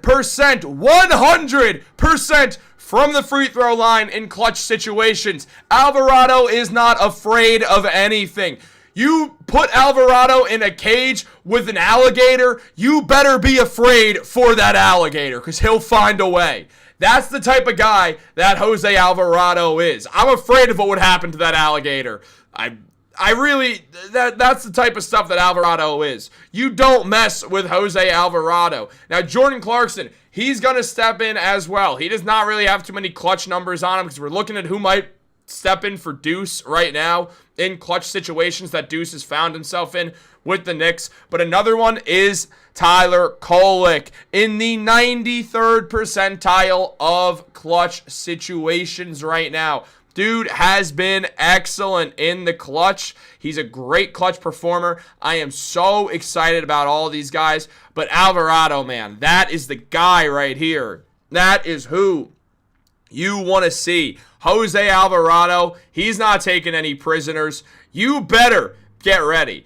I can't wait for the Detroit Pistons game because this dude, Alvarado, is going to show up and he is going to show out and he's going to be angry. He knows the Pistons like to go and be physical. If you bump Alvarado, he's going to bump you twice back. That is the type of guy the Knicks needed. So not only does he give you point of attack defense, not only does he give you playmaking, ball handling, which the Knicks could use a bit more of. Alvarado gives you someone who is going to bring the exact New York toughness that this team has been lacking this year. Shout out to the South Bronx, man. Thank you so much. I really do appreciate this. It means a whole lot to me. It really, really does. Man, that is awesome. That is awesome. Thank you. Oh, my God, again. You are too kind, sir. You are too kind for this. Exactly. Alvarado was a right move on our team. We definitely need a backup for defense. Of course, it's bad for a Deuce injury. Bro, also on top of that, the Knicks didn't let the Deuce injury come out until after they got Alvarado. Playing 4D chess for this team right now. That's what happened. I'm realizing that the views go up once I start getting hype again. We're locking in, man. Look, when the Knicks went out and got Jose Alvarado, they did not let anyone know. They were like, no, Deuce has an ankle injury. Then they revealed that he's getting surgery, so the Pelicans couldn't dangle picks over the Knicks' head. They didn't let the Knicks they didn't try to take advantage of the Knicks because the Knicks were moving in silence, and now they bring in a guy who literally punched a 7'1" man in the face. He got in a fight with a man a foot taller than him, and Alvarado whooped Mark Williams' ass. That is the type of guy that you want in New York. I mean, what was about that 90s Knicks team? There was something that the 90s Knicks had every year that was super helpful for them when they had that great run. Not in 99, but for the most part. A guard who was willing to fight centers. Y'all know who I'm talking about. He is a New York Knicks legend. He can be seen wearing that number right there. John Starks. I am not saying Alvarado's anywhere as near as good as John Starks. He's nowhere close as good as John Starks ever was. But that energy is the same. We know John Starks is at every Knicks playoff game. The camera is going to pan to him all the time when Alvarado's talking smack to everybody. It's going to pan to Josh Starks, who's like that AAU dad getting up and clapping. I'm standing up for this. He's going to be like, yeah! He's going to be getting hype. You know it, dude. You know what's going to happen. That is what the Knicks needed. That is what the Knicks got in Jose Alvarado, man. That's the type of stuff that you absolutely love to see. Dude, Alvarado is going to be a new heart of this team. The Knicks already have a heart and soul. His name is Josh Hart. But Josh Hart's the heart. Alvarado is the soul. That is what we're looking at right here. This is absolutely awesome. I bet you Clarkson saw getting surgery. He's in the gym right now. Hell yeah. Get in that gym, Jordan Clarkson. You got a job to do. Was Cam Thomas actually waived by the Nets? Dalen Terry, Knicks legend. Once a Knick, always a Knick. Salute to Dalen Terry. Dalen Terry brought us Jose Alvarado. Just saying. Dalen Terry's a beast. He's definitely 6 feet tall and has heart. Heart over height, man. What does Nate Robinson always say? Heart over height. Nate Robinson's also doing very well, which is great. Starks, Greg Anthony, Charlie Ward. Absolutely. Go forwards, Nate Robinson. Tough guard. Not going to let you... Not taking anything from anyone, man. Cam Thomas was actually waived. I was getting way too hyped about Jose Alvarado to think about the New Jersey Nets. The Bucks. Oh, guys, Kyle Kuzma got traded to the nearest McDonald's. That's what I just saw. That was kind of rude. Sorry, Kyle. It'd be shot. I don't.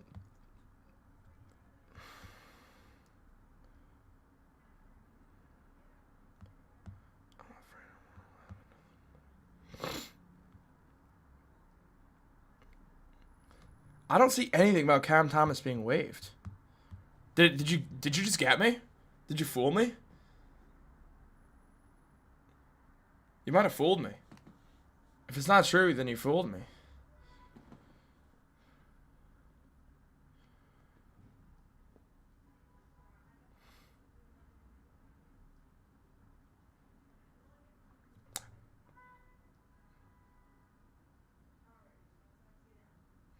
You're not messing with me. Cam Thomas actually... No, they're not getting him. That's correct. Yeah, no, you're absolutely right. You are absolutely right. Cam Thomas totally did just get waived off of the Brooklyn Nets. That is crazy. Wow. Didn't expect that one right now, man. Cam Thomas off of the Brooklyn Nets, man.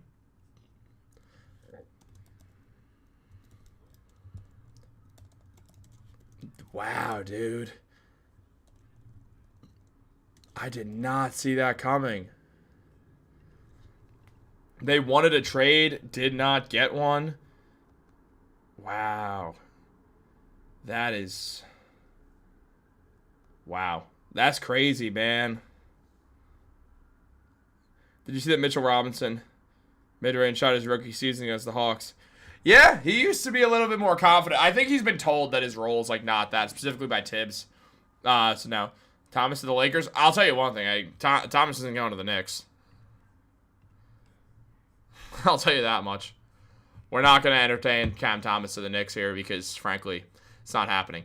Putting up 15.6 points, 1.2 rebounds, 3 assists, shooting 40% from the field, 32% from 3. Cam Thomas didn't get the contract he wanted, and now, once again, is going to be fighting for his life as a free agent. He'll probably end up somewhere that needs a scoring guard. I mean...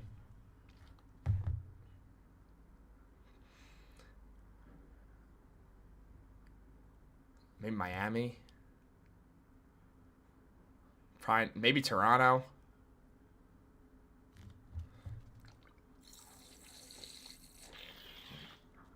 Get Clarkson out of the Riviera and into the gym. Dude, I can't believe Cam Thomas got waived. Lakers do make sense for Cam Thomas. They do. Carl Knight is correct. The Lakers make sense for Cam Thomas. Man, a lot is going on. Should I go live more often and like just talk about more NBA news? The most successful live streams I've ever had are this one and when Luka got traded to the Lakers. Like, I might just start going live on Knicks Digest, and we'll talk about Knicks stuff most of the time, but we might... If you guys want to see that, comment that down below. Yeah, the Jazz got offered 2 unprotected firsts from the Pacers and said no. The Jazz love Walker Kessler. We might have to start going live more often talking about the NBA in a general sense, because it is fun, guys. Leon Rose definitely is a beast. Why would the Nets do that? Well, the Nets are not good at being a franchise, but also they didn't want Cam Thomas anymore. They tried to trade him. They took him on that qualifying offer because they didn't want to pay him. Thomas gets his wish. He leaves the Nets.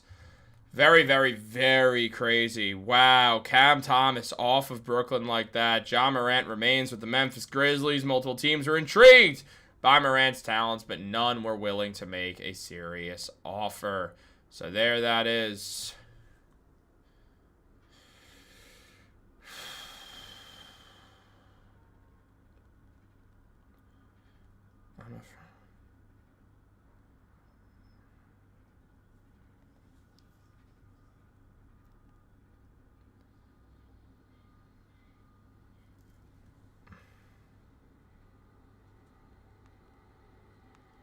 Wow, man. That is crazy.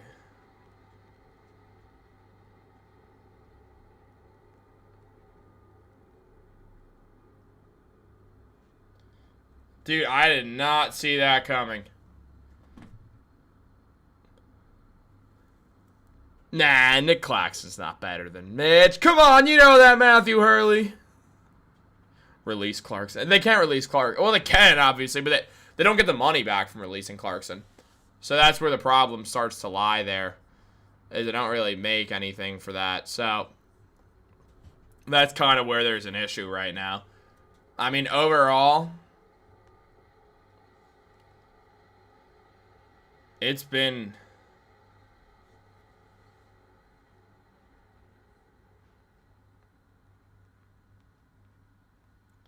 Wow, it's been surprising as I shoot off a few work messages real quick, hoping something happens late.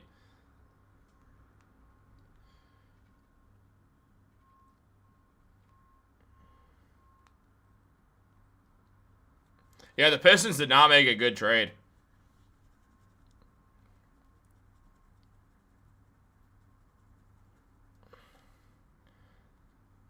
Wow.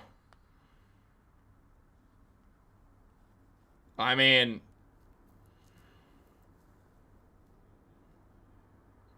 at this point,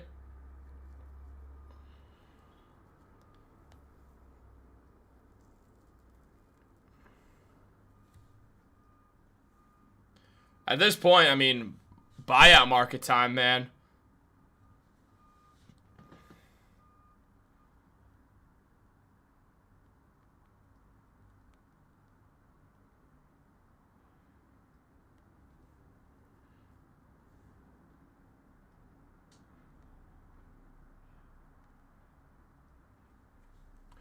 Wow.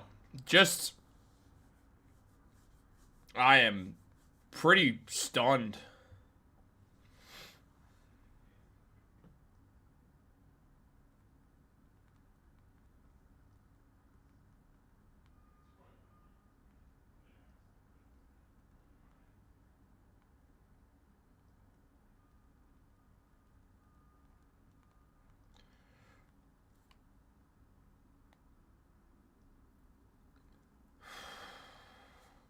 Man, this has been a crazy, crazy deadline. All right, let's check what's going on, what's popping. Thanks, Dave! I just yelled to my brother because he said I was amazing at this in the comments. Yes. Is Mikal Bridges worth the 5 first round? Matt, I want to say yes. Matthew Hurley, I want to say yes, that Mikal Bridges is worth the 5 first round picks. But just because I want to say yes doesn't mean I am going to say yes. No! That was a terrible trade, and I was worried about it at the time. Actually, funny story. The Mikal Bridges trade is one of the very few trades on Knicks Digest that I have never covered. I never covered it actually happening. I covered the reports leading up to it.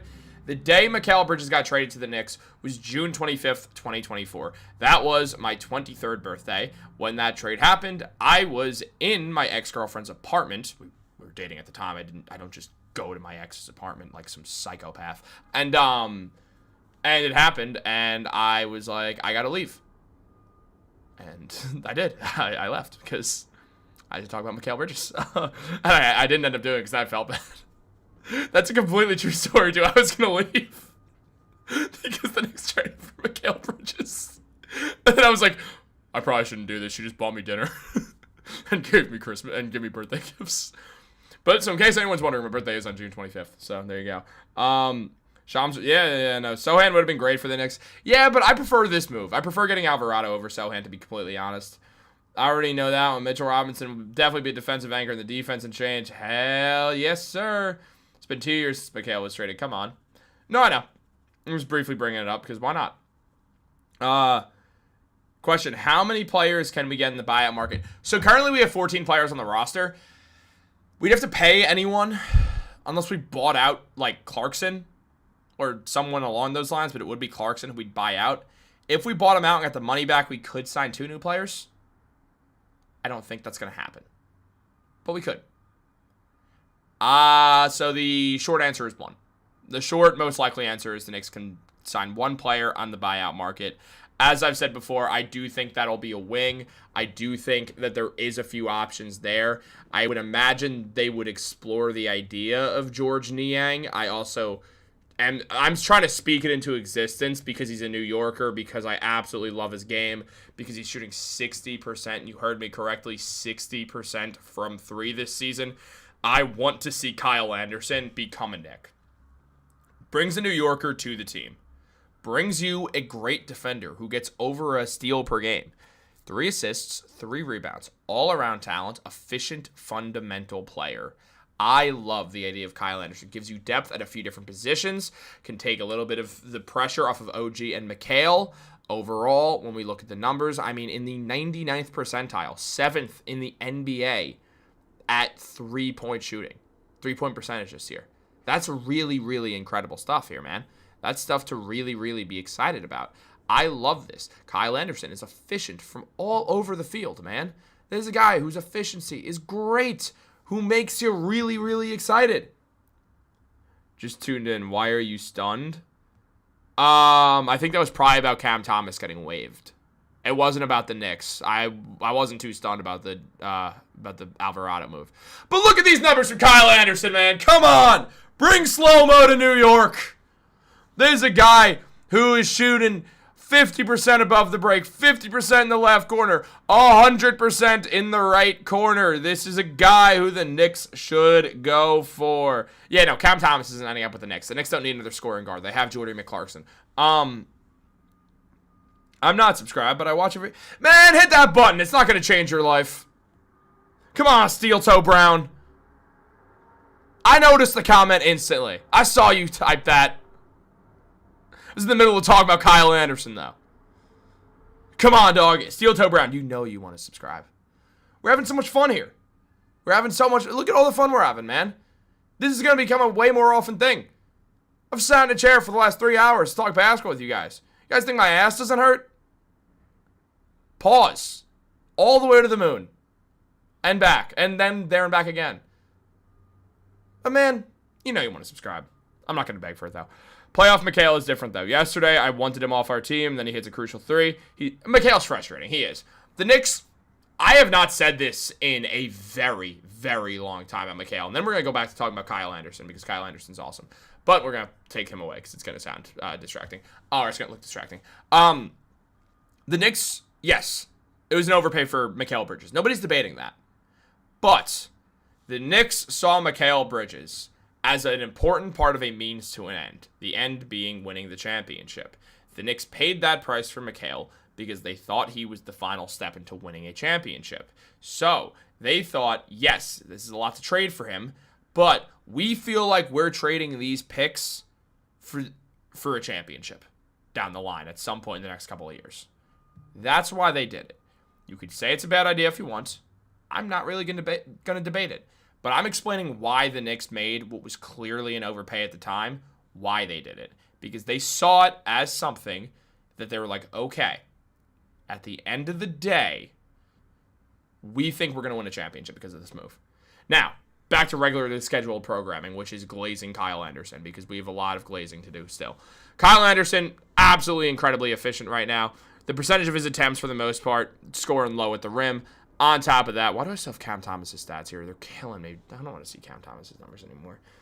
Campaign was terrible, but what? I'm taking Payne over Alfred Payton. Excuse me. Clutch percentile of Kyle Anderson. 95th! Kyle Anderson! Get to New York! You don't want to be in Memphis! You don't! New York has the Wu-Tang Clan! Biggie and Tupac are from New York! Memphis has Pooh Shiesty! Who's like in jail for the rest of his life.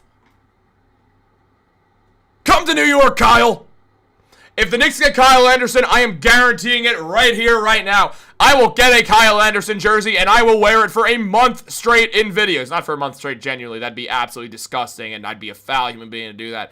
But I will wear it for a month in every Knicks video, in every Yankees Digest video, in every Jets Digest video. I will wear a Kyle Anderson jersey for a straight month. That is how high on Kyle Anderson I have become over this last hour and a half. Kyle Anderson to the moon. Look at this. 95th clutch percentile. 3.5 plus minus in the clutch. The man wins games. This is our guy. I need to breathe and read some comments. Who's on the buyout market as of right now? Biggest name in the buyout market right now is Haywood Highsmith, but there's going to be more options.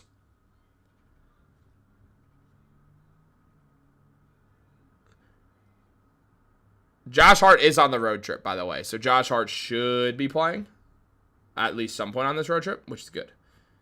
I appreciate you respond. Absolutely, Soul Train. You've been around here. You know I'm going to respond to the chat. Who's soft? Stephon Marbury was definitely a huge part of the trade that set New York back under Isaiah Thomas. Yeah, and then they also traded for Steve Francis, which made even less sense because they already had a score-first undersized guard, and then the Knicks also traded for Steve Francis, which was absolutely insanity. Isaiah Thomas had no idea what he was doing. It was awful, dude. I was also like 7, so not even. I was probably like 5. Starberries were the first basketball shoes I ever had, though. My mom took me to buy them. I was like, they're $15. He was supporting the local community, the people who couldn't afford expensive basketball shoes, and my mom thought it was a really cool thing that he did that, so we bought him. I don't think Mike Brown wants Kyle Anderson because of pace. It's very possible that's the case. Really is. I've thought about that in the past, too, like slow-mo and all that. No. It might become a second Yabusele thing. It's definitely possible. McBride situation looks bleak last season as a Knick. I would guess that there's a good chance this is it for McBride. Kyle Anderson went back to the Memphis Grizzlies once again. Yeah, he did. He's back on the Grizzlies, but the Grizzlies suck, and they'll probably buy him out, is my guess. Yeah, Eddie Curry sent us back the worst. We traded 2 firsts for Eddie Curry. Like, Nate Robinson was fun. Or was that Jamal Crawford who was in it? Wasn't that Jamal, actually? No, it might have been Nate. I think it was Nate. It was Nate. Correct me if I'm wrong. I think it was Nate Robinson. I know it was a Bulls trade. I know Jamal played for the Bulls around a similar time. Pacers, yeah, that was a lot. Can we get Malik Beasley on the phone? I would love Malik Beasley. I'd love Malik Beasley. Also, he knows the inside of the Memphis Grizzlies, of the Detroit Pistons. Malik Beasley knows the inside game of the Pistons. Get an elite shooter, man who was first in threes last season, I believe, or was he second? Did Anthony Edwards get him in that final game? I forget. What's his price? Go get CT. Nah, they're not gonna get Cam Thomas. They want a forward. Forward or a big. If not Zeke, it was Larry Brown. Yeah, Larry Brown was a terrible coach as well for them back in that day. Jerome James's contract. Oh my goodness, I haven't thought Jerome James in years. Oh, Mike Sweetney, the next Patrick Ewing. Very quickly became Fat-Trick Ewing because Mike Sweetney got too fat to play in the NBA. That's true. He was drafted, what, 8th overall in 2003?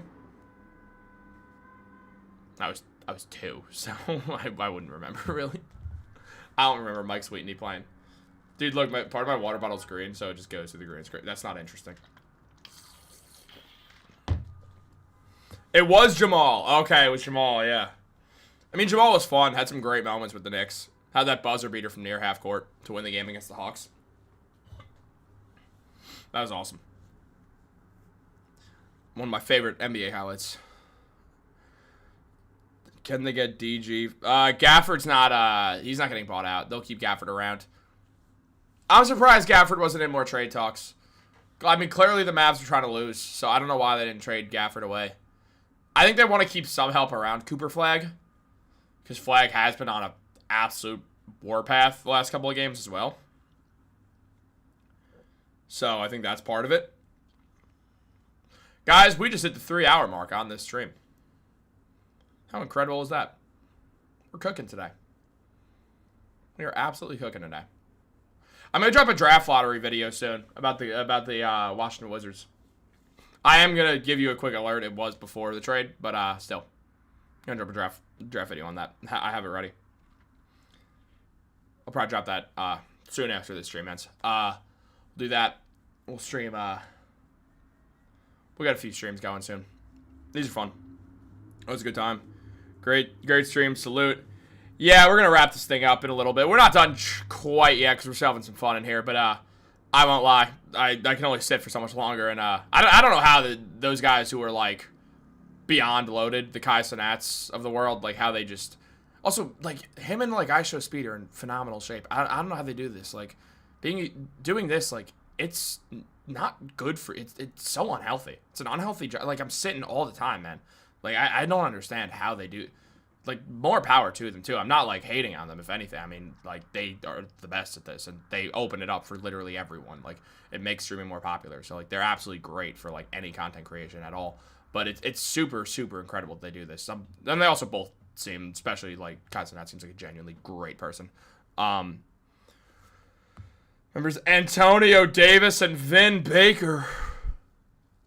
Holy polls right now, guys. We are pulling. Yo, I thought about someone earlier for the first time in, like, forever. He wasn't a Knick, but I gotta find him. Bonzi Wells, dude.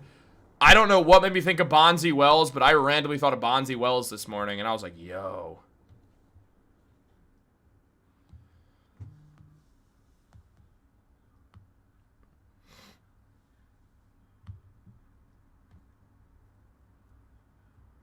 Oh, man. We're going to fire off some work messages. Comment some things down below.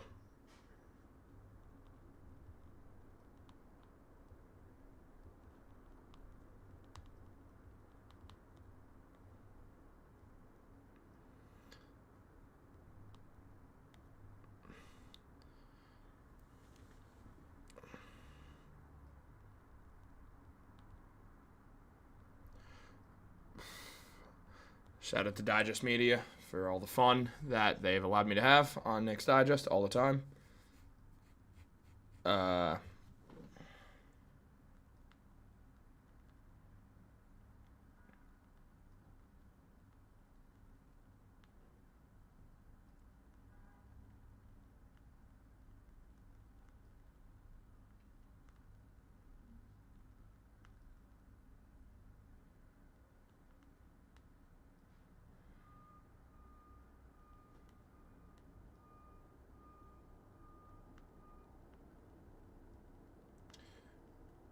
Oh, man, dude. All right, so what's next? Knicks play the Pistons. It'll be cool to see Alvarado's first game against the Pistons. I do expect Josh Hart to play. I do expect Mitch to play.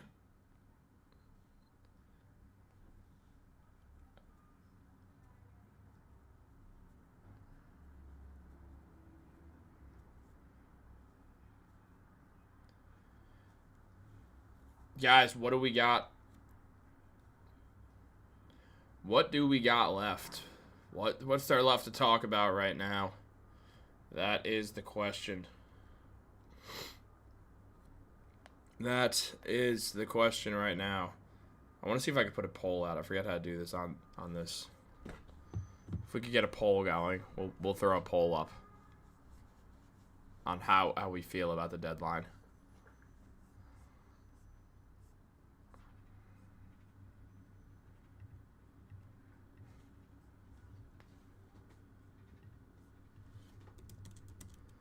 All right, we got it.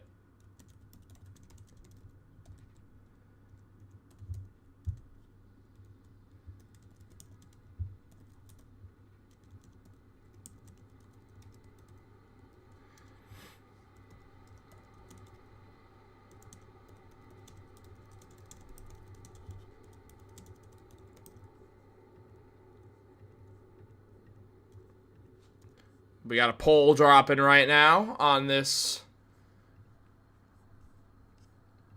Knicks trade deadline.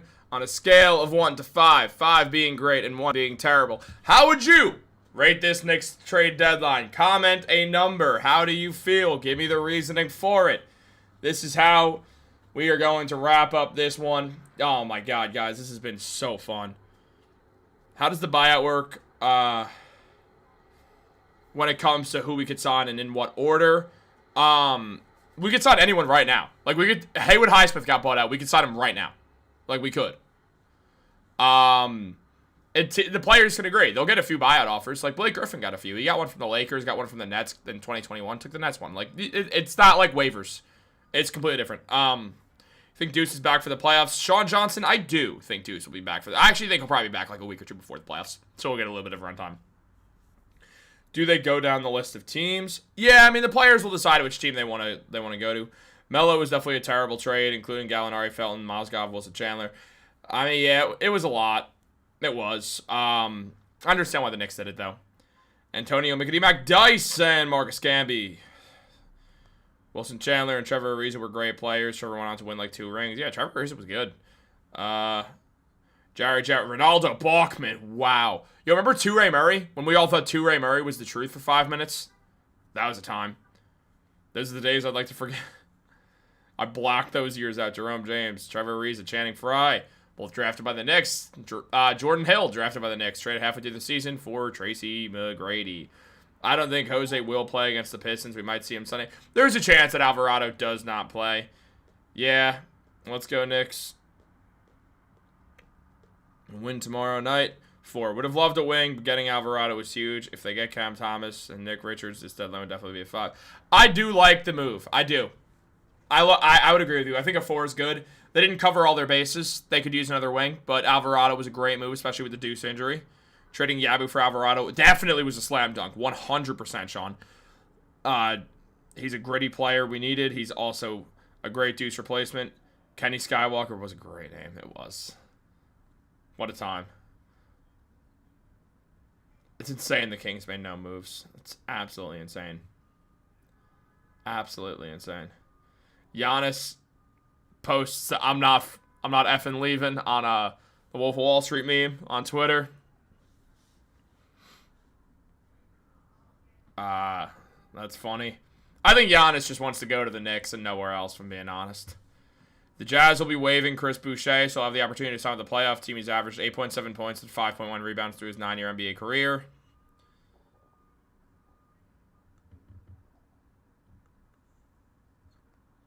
Asante Samuel posted, Tom Brady, you have 23 hours to respond or it's up. I'm going crazy about who you actually are. Alright, that's okay, but it is what it is. Shout out to Guerschon Yabusele, man. I wish it worked. No trades materialized for Sacramento. The trade deadline ends with 3 teams over the first or second apron: Cleveland, New York, Golden State. The above teams are not allowed to sign a player waived and had a pre-existing salary of $14.1 million or more. No teams made a serious offer for Ja Morant. Or the Knicks trades were... Yeah, the Knicks actually made 2 separate trades.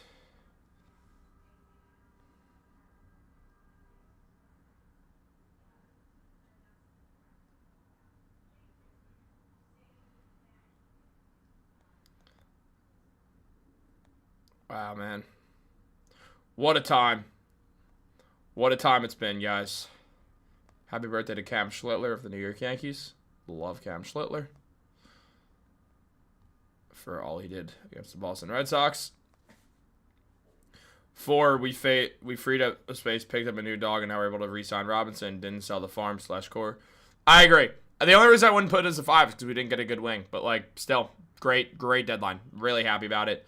Should the Knicks sign Cam Thomas? I don't know. I don't want another guard. I want a forward or a center. So, Boucher, I'm interested in. I don't love the idea. Only shooting 13% from 3 this year. So, not my first pick. But definitely someone I'd be interested in. Derek Lively is definitely a look. Yeah, I don't think Lively's going anywhere as of right now. I mean, especially now the deadline's over. Kurt Thomas. Wow. Throwback. Throwback to good old Kurt Thomas. Remember Ronnie Turioff, man? I know it's not as crazy of a pull. He started for a while, but my brain's fried, dude. 3 hours and 10 minutes of this will cook. Yeah, I agree, Mark, with a nice 4. Dude, this has been a crazy day, man. What a day it's been. What a day it's been. It has been an absolute joy right now. So many moves have went down today. I mean, overall, just good day for the New York Knicks, man. Good day for the New York Knicks. It is an absolutely excellent move. I'm super happy with everything the Knicks have done.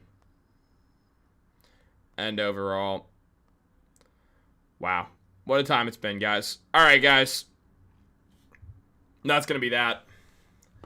I can't go on. I also have to break down some New York Yankees news and a couple stuff on the New York Jets as well. So, guys, this has been so fun. We're going to do this again. We're going to do this. Not just going to be, obviously this video does have at the end trade deadline special, but that's because it was over 3 hours long. Usually we're not going to stream for this long, but we are going to do some hour and a half, 2 hour streams definitely more frequently, guys. It was so fun. Thank you so much for tuning in. Thank you for everybody who did send in those donations. Shout out to the South Bronx.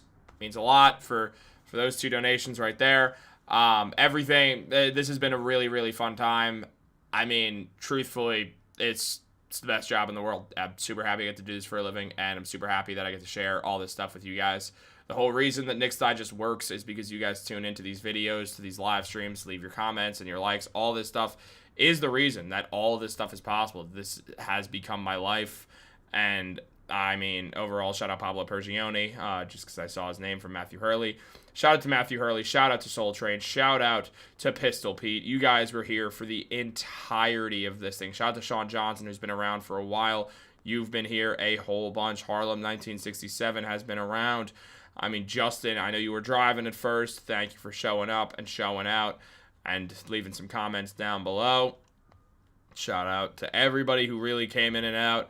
I hope to see a bunch of you more again. Shout out to Bosch Lazaranik. You have been absolutely awesome. You stuck in for a while. Made sure I realized that, you know, the $14.1 million MLE that I was completely blanking on. You kind of woke me up from that. Appreciate that. Appreciate all the love, guys. I will never stop saying it. I'll catch you guys on the next one. Draft lottery video coming out in around 30 minutes to an hour. Give you guys a break of all this voice. I have been on this stream for 3 hours and 15 minutes. So I'm going to go drink some water. And then get right back to talking about sports. So check out Yankees Digest if you have not. Check out Mets Digest. You got me on there. I'm hosting a few guest spots right now while we find a new host for that. Check out Jets Digest. I host that. I host Yankees Digest with my buddy Alex. It's a really fun time. Both those channels are great. Any of the Digest Media channels you see, they all are connected to me. They all are friends of mine and stuff like that. Make sure to give them some love, too. We are going to have some Digest Media guests on. I actually tried to get the Pistons guy on. He was in the comments for a second, my buddy Mark, one of my favorite people in the entire world. Great friend of mine. He'll be on soon as well. We're going to have some more guests also. Having a bunch of fun on this, guys. Thank you so much. I can't thank you guys enough for this entire experience. It's been excellent, and I mean, we're only going to grow. As time goes on, we're only going to get bigger, and hopefully more people will join this Knicks Digest train. You guys have been on it, a lot of you since the beginning. I do recognize a lot of your names and all you guys here today. I mean, this is the beginning of something great, and we're just getting started. You ain't seen the best of this stuff yet.